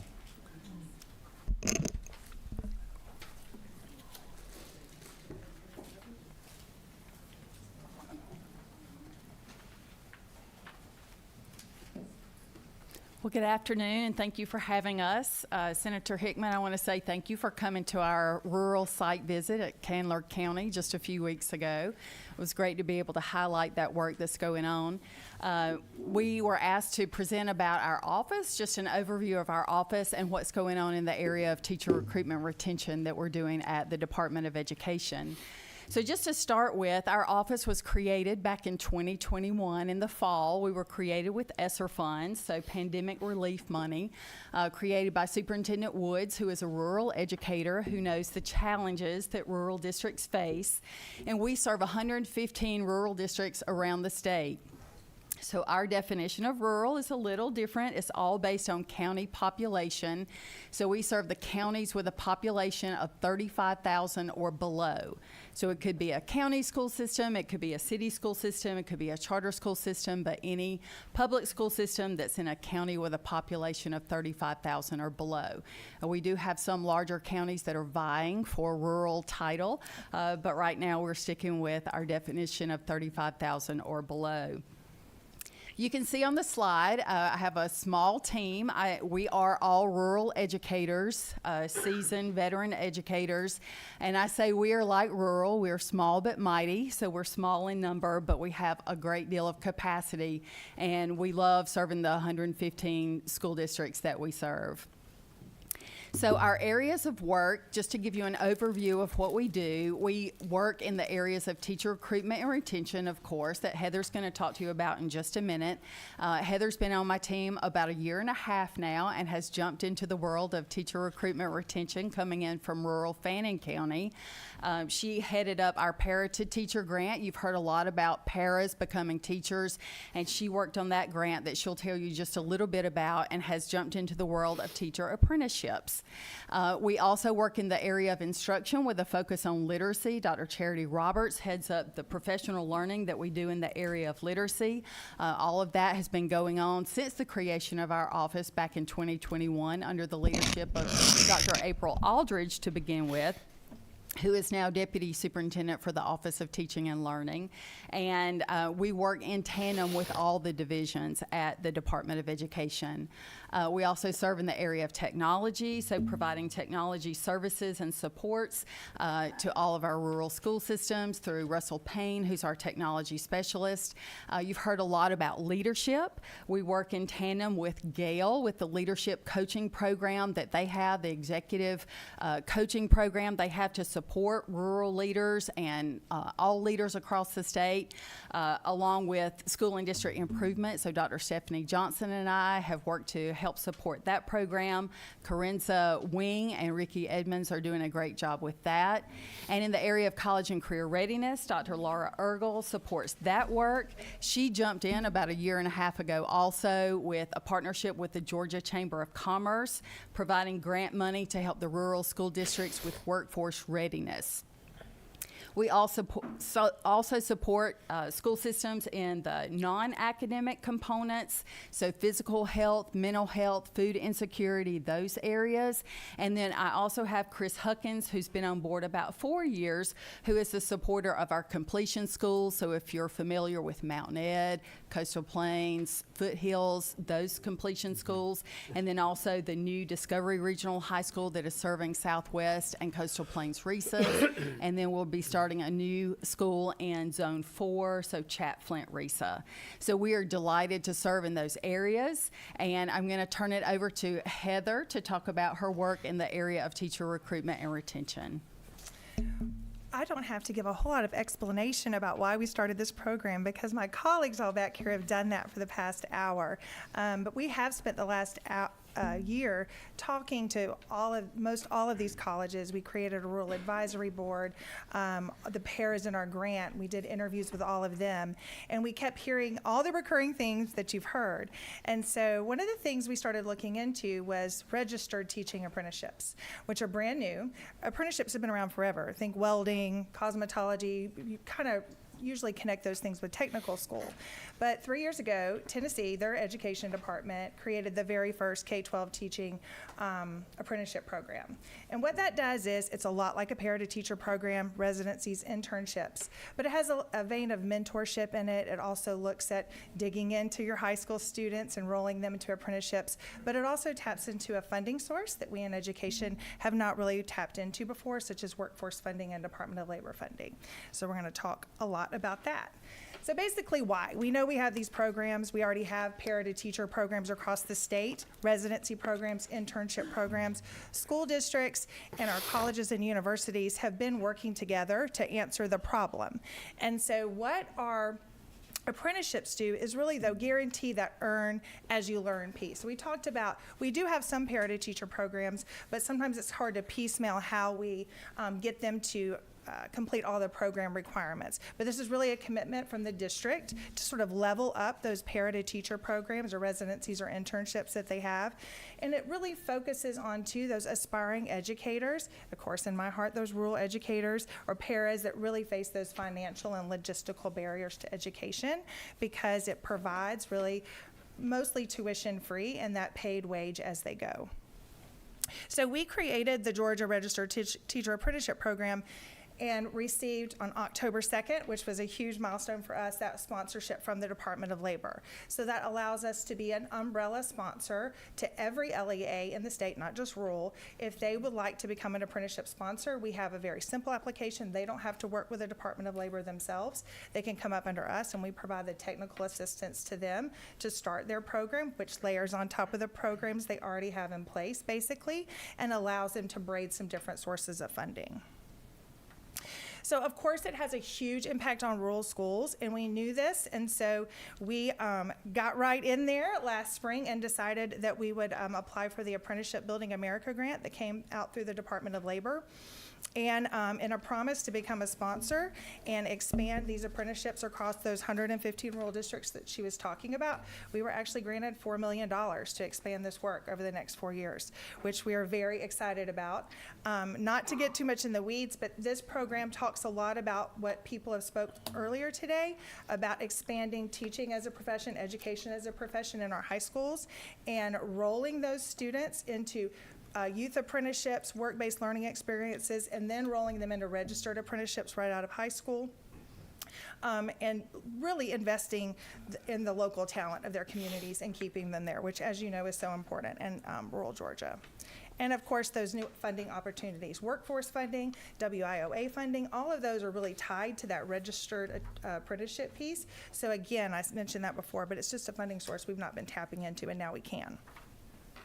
And I would like to focus on something that's not been mentioned is when we really put our money and our resources with the people in our communities, whether it's a metro community or a rural community, we're really investing in ourselves, right? And if we're pulling this money in from the Department of Labor, our program says if you're doing a teaching apprenticeship, you have to use an in-state school, PSC provided, or approved, or a technical school. So we feel like we're really keeping that money in here and just really invigorating our economies in rural Georgia, and everywhere for that matter, keeping that money in Georgia. We think that's very important to do that. Let's see, there's, again, the big difference between apprenticeships and pair-to-teacher programs is the commitment that basically it's a tuition-free experience. You're paid the whole time, and you're also provided mentorship throughout the whole process. We are also very flexible with our districts. We know that everybody has different workforce needs, right? So we didn't say it had to be special education or it had to be STEM subjects, high need subjects. We let the districts look at their workforce needs, and then they develop their program within our basic framework that we worked with PSC with to make sure that all of the certification models worked within it. And so it's a basic framework, but it allows them to work within all the rules and laws that we already have in place in Georgia. So it allows them to be creative, though, with how they want to structure their programs. And we've talked about this, and you're seeing this across the state. We focus on that the success of the programs are that relationship between the colleges and universities and the school systems. The program is really dependent upon that. This is just a visual of our program. Our grant, actually, we're focusing on rural Southwest and Southeast Georgia first. For the first year, we have 5 startup districts we're very excited to be working with. We'll be placing a program champion in those areas. You've heard today the thought of the support is very important and that lifeline throughout the process. And that program is really the connector between all of the entities involved in apprenticeships, starting in high school all the way to certified educators. But apprenticeships aren't just for high school students rolling into it. We can onboard people at other places, just like our pair-to-teacher programs in the apprenticeship program as well. So like I said, it's really malleable and allows the districts to be very creative in how they start them. And I'm proud to say that since we opened our application process less than a month ago, not just rural districts, of course it's open to all districts. In addition to those 5 startup grants, we have 6 districts that have already been approved, and we're helping them access, filling out their applications to apply for the public service apprenticeship program, which is through TCSG, which because they're registered, they can access that to help support their paras. And we'll be continuing to do that work and rolling out our grant on a larger scale to the rural districts after the first of the year. And DOE as a whole, which we've worked with all the departments with, will be rolling out some other funding for apprenticeships after the first of the year too. So very exciting work and new space to be in. So thank you for allowing us to talk about it. And the partnerships are with Georgia Southwestern State University and Georgia Southern University with the pilot work with the grant. Mm-hmm. Thank you. Thank y'all. Great presenters today, and I appreciate y'all. Oh, we appreciate y'all so much. Now, we're going to open up for questions, and I think our first question comes from Senator Beach. Thank you, Mr. Chairman, and I want to thank everybody that's been here today to present. It's been a little bit of a day, but this is an important subject. I want to ask Matt Arthur with the Georgia Professional Standards Commission. Is he still here? Right. If you could come on up. I want to ask you, as Ms. Harden said from Gwinnett, if you could come on up here, I'd like to ask a question. Ms. Harden from Gwinnett said 4% of the national average on degrees now is in education. So we've clearly 85,000 students, you said, nationally, and we could probably use all those in Georgia, I think your comment was. Yes. So clearly we got a shortage of teachers. And I guess I want to ask you about this certification slide right here. As I said in our last meeting, my wife was an accountant, got an MBA, and she taught on a provisional at Milton High School. And she wanted to be off on the summers because our son was playing golf all over the country when he was a junior golfer. And it was a great opportunity for her to do that. But she didn't want to go back to school, so after 5 years, they let her go at Milton. She had glowing, when she got reviews from her peers and her superiors. She now is COO of a Kings Ridge Christian School. It all worked out for her. She wanted to stay in education. She's in administration now. But I will tell you, Milton lost a good teacher there because she didn't have the certification. She had an MBA, CPA, accountant, good teacher, great reviews. And so I'm all for certification, but I do think we lose sight of you got 14,146 people on this here. And if they don't go back and get certified, I do think if we have a shortage, we have some good people that want to teach, that are older in their career or maybe in a second career and want to teach. And again, I'm not against certification, but I guess on a hypothetical question, if Arthur Blank, who started Home Depot, one of the most successful companies in the world, and definitely in Georgia, it's a top employer, wanted to teach marketing or business, he couldn't do that without a certification. Is that true? He can get a permit. Well, I mean, but my point is, I'm just trying to make a point that I think we've got a lot of people, we got a lot of talent out there of retired people, ex-military people, ex-business people.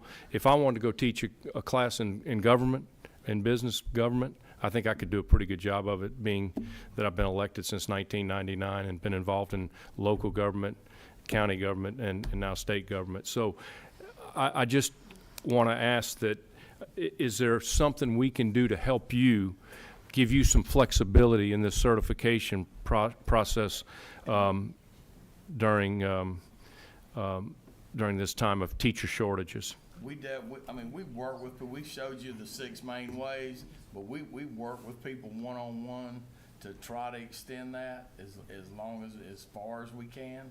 There is a point where they do have to go back to school and get some, continue, at least show us they're in a program, going back to do something. And I'll think about that, though, Senator, about what you can do to help the PSC. Listen, I want to help you. I'm not being adversarial here, but I'm 63 years old. I got an MBA. I've got government experience. If I want to teach a government class, I'm not going to go back and go to school for 2 years. I'm just not going to do it at 63 years old. But I think I could bring value to a high school and teach a class or teach a couple classes. I just think that we have to have some, especially with the shortage of teachers. And then it goes down to the pedagogy. You wouldn't go. There's still some things in teaching that people need to understand. Right. And the only way to get that is to go back to get, to do. Yeah. And so we reach that point where, no doubt, with your credentials, you go back and teach government, but teaching high school students or middle school students is a lot different than running a business. Right. No, I understand that, and I'm not trying to say, I'm not against certification. I don't want you to think that, and I'm not being adversarial, but I do think that we need some, I want to give you some flexibility with these 14,000 people. If there's a way that if they're getting glowing reviews and they're doing a good job for 5 years on a provisional, they're doing something right if they're getting good reviews by their superiors. So I also want to ask one other question, if I could, of let's see, Mrs. Sarton from Mercer. Is she still here? I want to ask you real quick, you talked about it's not the students, it's not the pay that people leave, it's a culture. What kind of culture are they looking for? Is it what do we need to do to make sure we're keeping our teachers and keeping them in the system? Well, I think a couple of things. One, I'm unsure if every leader understands how to create a culture that's not a toxic culture, that people want to work, where educators have the opportunity to be creative, not necessarily. Ma'am, would you come to the microphone so we make sure we get you? Thank you. Thank you, sir. Thank you, sir. Thanks. Thank you. From my conversation with educators, they're working in environments where they're feeling micromanaged. Now, so preparing leaders that understand how to create a culture where people feel valued, where people feel like they have the opportunity to not afraid to be creative. I don't know if you've ever worked in an environment where people say, let's be creative, let's ensure you're meeting the needs of the students, but if you make a misstep, then you're penalized for that. So I think having leaders that understand how to create an environment where teachers can thrive. And I didn't come prepared to speak at all, so definitely not to necessarily talk about that. But what can we do? I think making sure in our leadership preparation programs, we give them the opportunities to practice that craft, to practice how to give constructive feedback, to practice how to inspire people versus necessarily kind of strong-arming them into that. So. Sorry, I couldn't give a more thorough answer than that. Thank you very much. Appreciate it. That's all my question, Mr. Chairman. Senator Burns.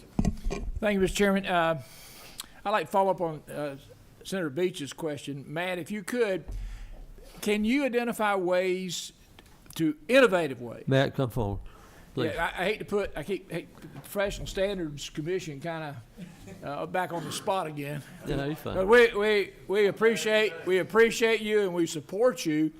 The challenge is the Professional Standards Commission creates a hurdle or a barrier to certain individuals getting into the teaching profession. Now, I'm an educator. I taught for 30 years. I taught at the university level. So I have an undergraduate degree in engineering, a master's in business, and a PhD. I can teach 7th grade math. I'm not sure I can teach 7th graders. And that's the challenge. And I recognize that. Okay? That was my point. That's exactly right. I just wanted to make your point, right? So I got the math. It's the 7th graders, okay? But I've got to ask the commission to look for innovative ways to facilitate capable instructors who have a desire to teach in Georgia's public schools a path. And I don't know, you likely have an enormous amount of restrictions and flexibility limitations, and I appreciate the different scenario ways that I can negotiate the challenge. At the end of the day, we need qualified teachers.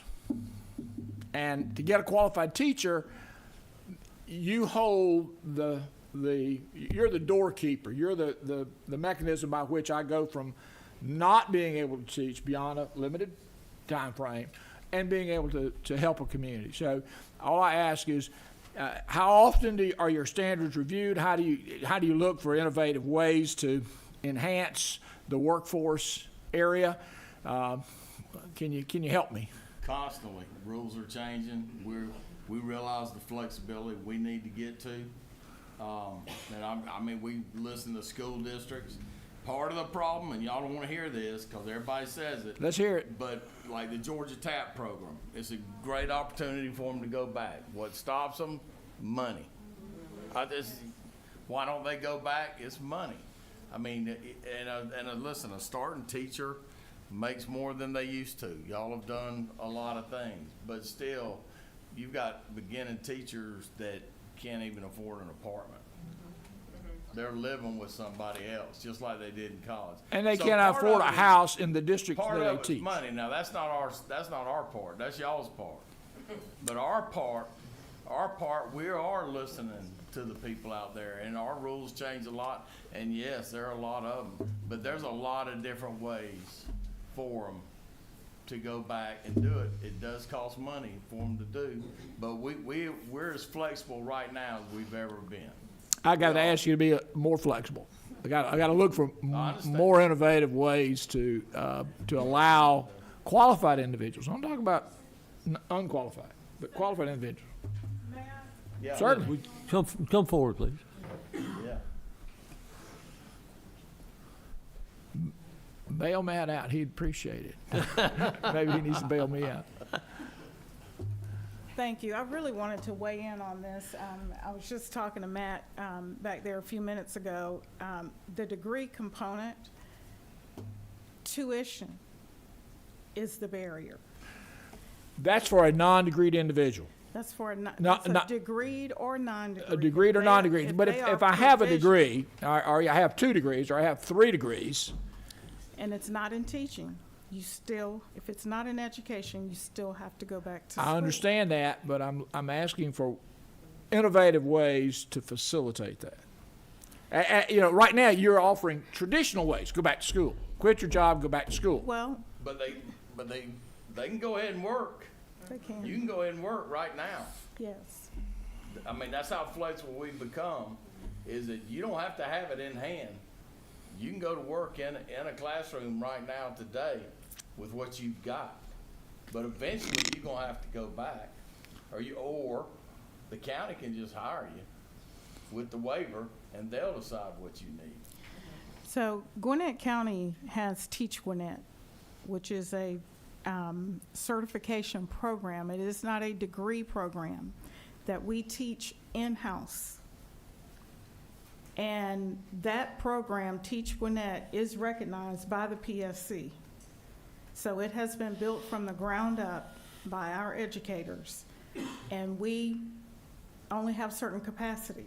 Fix that's one county. I appreciate that. Thank you. So we have a little Big bit of county. capacity, but what I'm getting to is if we had the ability to have grant-funded staff that can support a Teach Gwinnett or a TAP program at, say, another district, we could expand that program to allow us to get more provisional teachers certified without having to go enroll in a degree program. Thank you. And there's been a lot of, there's a lot of flexibility that colleges are exhibiting now, and you heard some of it when they came up, but you didn't hear all of it. But they're doing a lot of different things that we are approving, because we do see the need. We know that we've got the numbers. We see the numbers more than anybody out there, because we deal with them every day. So we know, not disputing what you're saying, we need to be more flexible. We're working on it all the time. Thank you. Can I shift to another topic? Yes. One more question. But this is for Ms. Jacobs. Amy, are you here? Early learning workforce. It's been a while, and I had another meeting I had to get in and out of, but I apologize for not being here for the whole. But let's go back to your input. We have publicly funded K and pre-K, but it's very small, and we have a large number of independent learning centers. Is that accurate? That is correct. And we appreciate those folks because they are meeting a need. They're meeting a critical need. But birth through 5, right? Birth through 5, and then 5 to 7 into your third grade type time frame, 7, 8 years old. What can Georgia do to strengthen that birth 5 and then K, pre-K through third grade? I mean, what I'm hearing is we have a large number of programs, but many of the workers there, they're low paid, they lack basic training, and therefore we're not getting the educational component in that environment that we would like to see. They're taking care of the kids, and we appreciate that. And I'm sure in the vast majority of the cases, they're taking excellent care of these children, but they've got to have that educational component to be successful. So, insights? Any? Well, you're right about that, and I will assure you that Georgia's pre-K program is a high-quality early education program with qualified certified teachers. So we have got it right for 4-year-olds in our state, but that has required a $500 million investment. Exactly has. Just to be completely candid. So when we talk about earlier, so birth to 3-year-olds that are served in child care programs throughout the state, I think it's an additional, well, actually there is no state investment in the DeCal Scholars Program that I talked about, which is how we support these professionals. It is all federal dollars.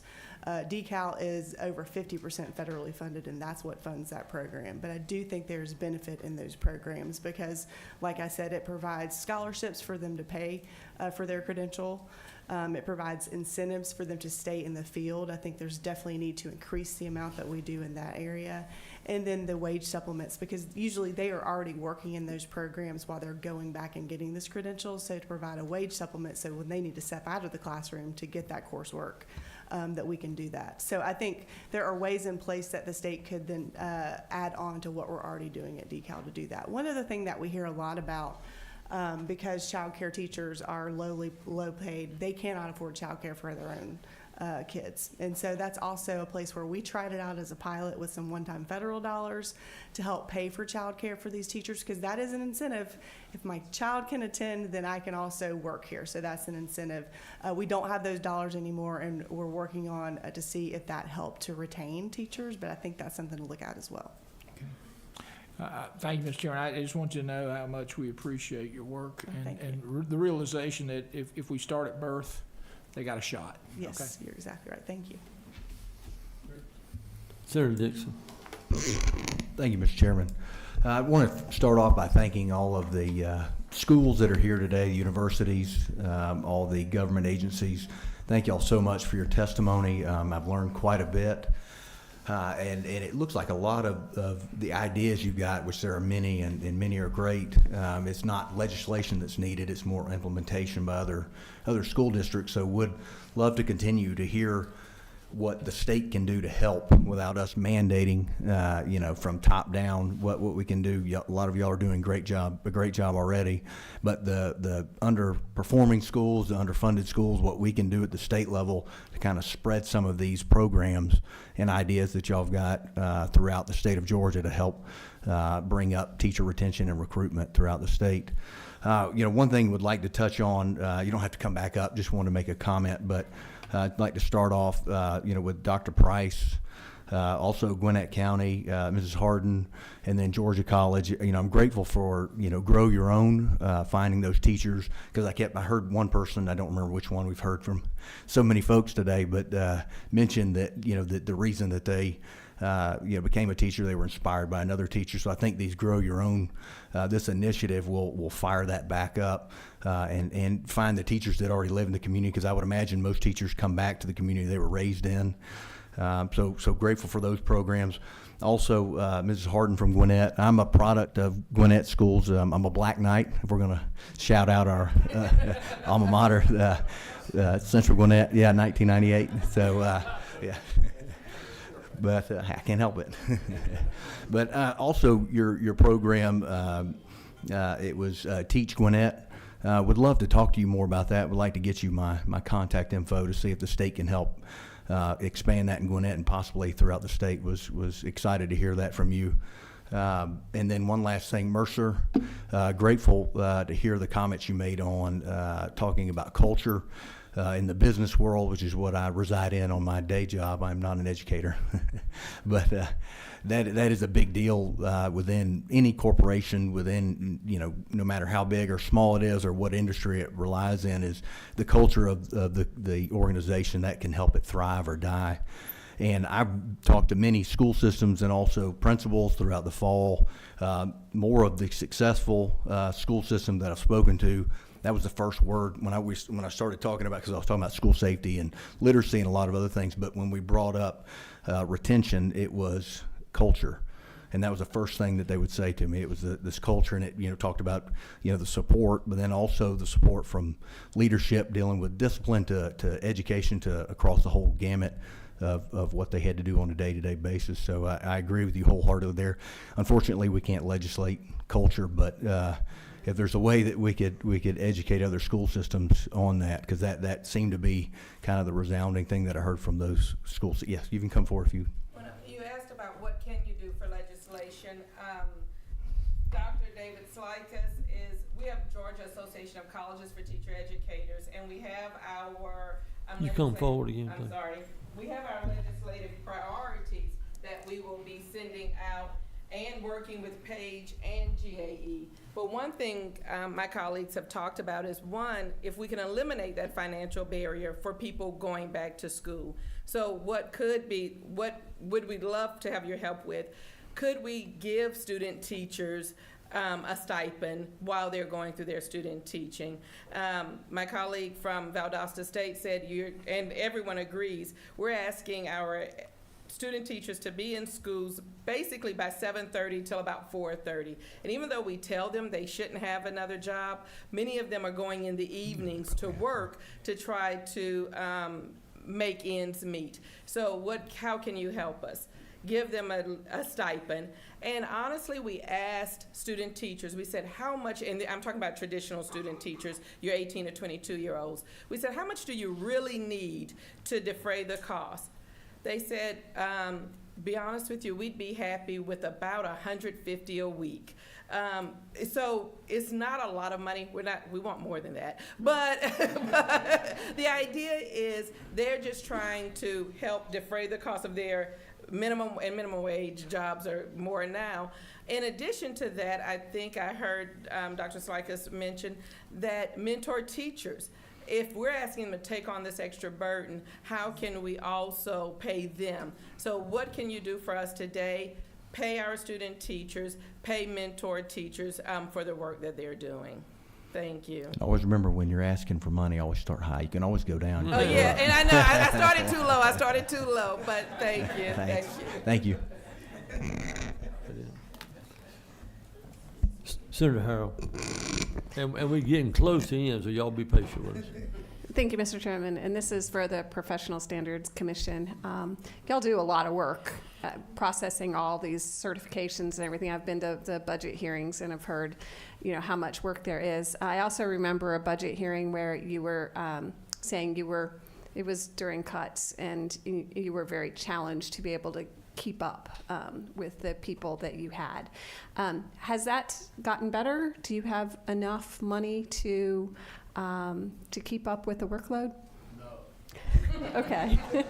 So there we have it, money. I mean, we're struggling to meet the basic needs of processing the applications that we have. We would love to be able to do these more innovative ideas like the stipends and mentors, but it takes money.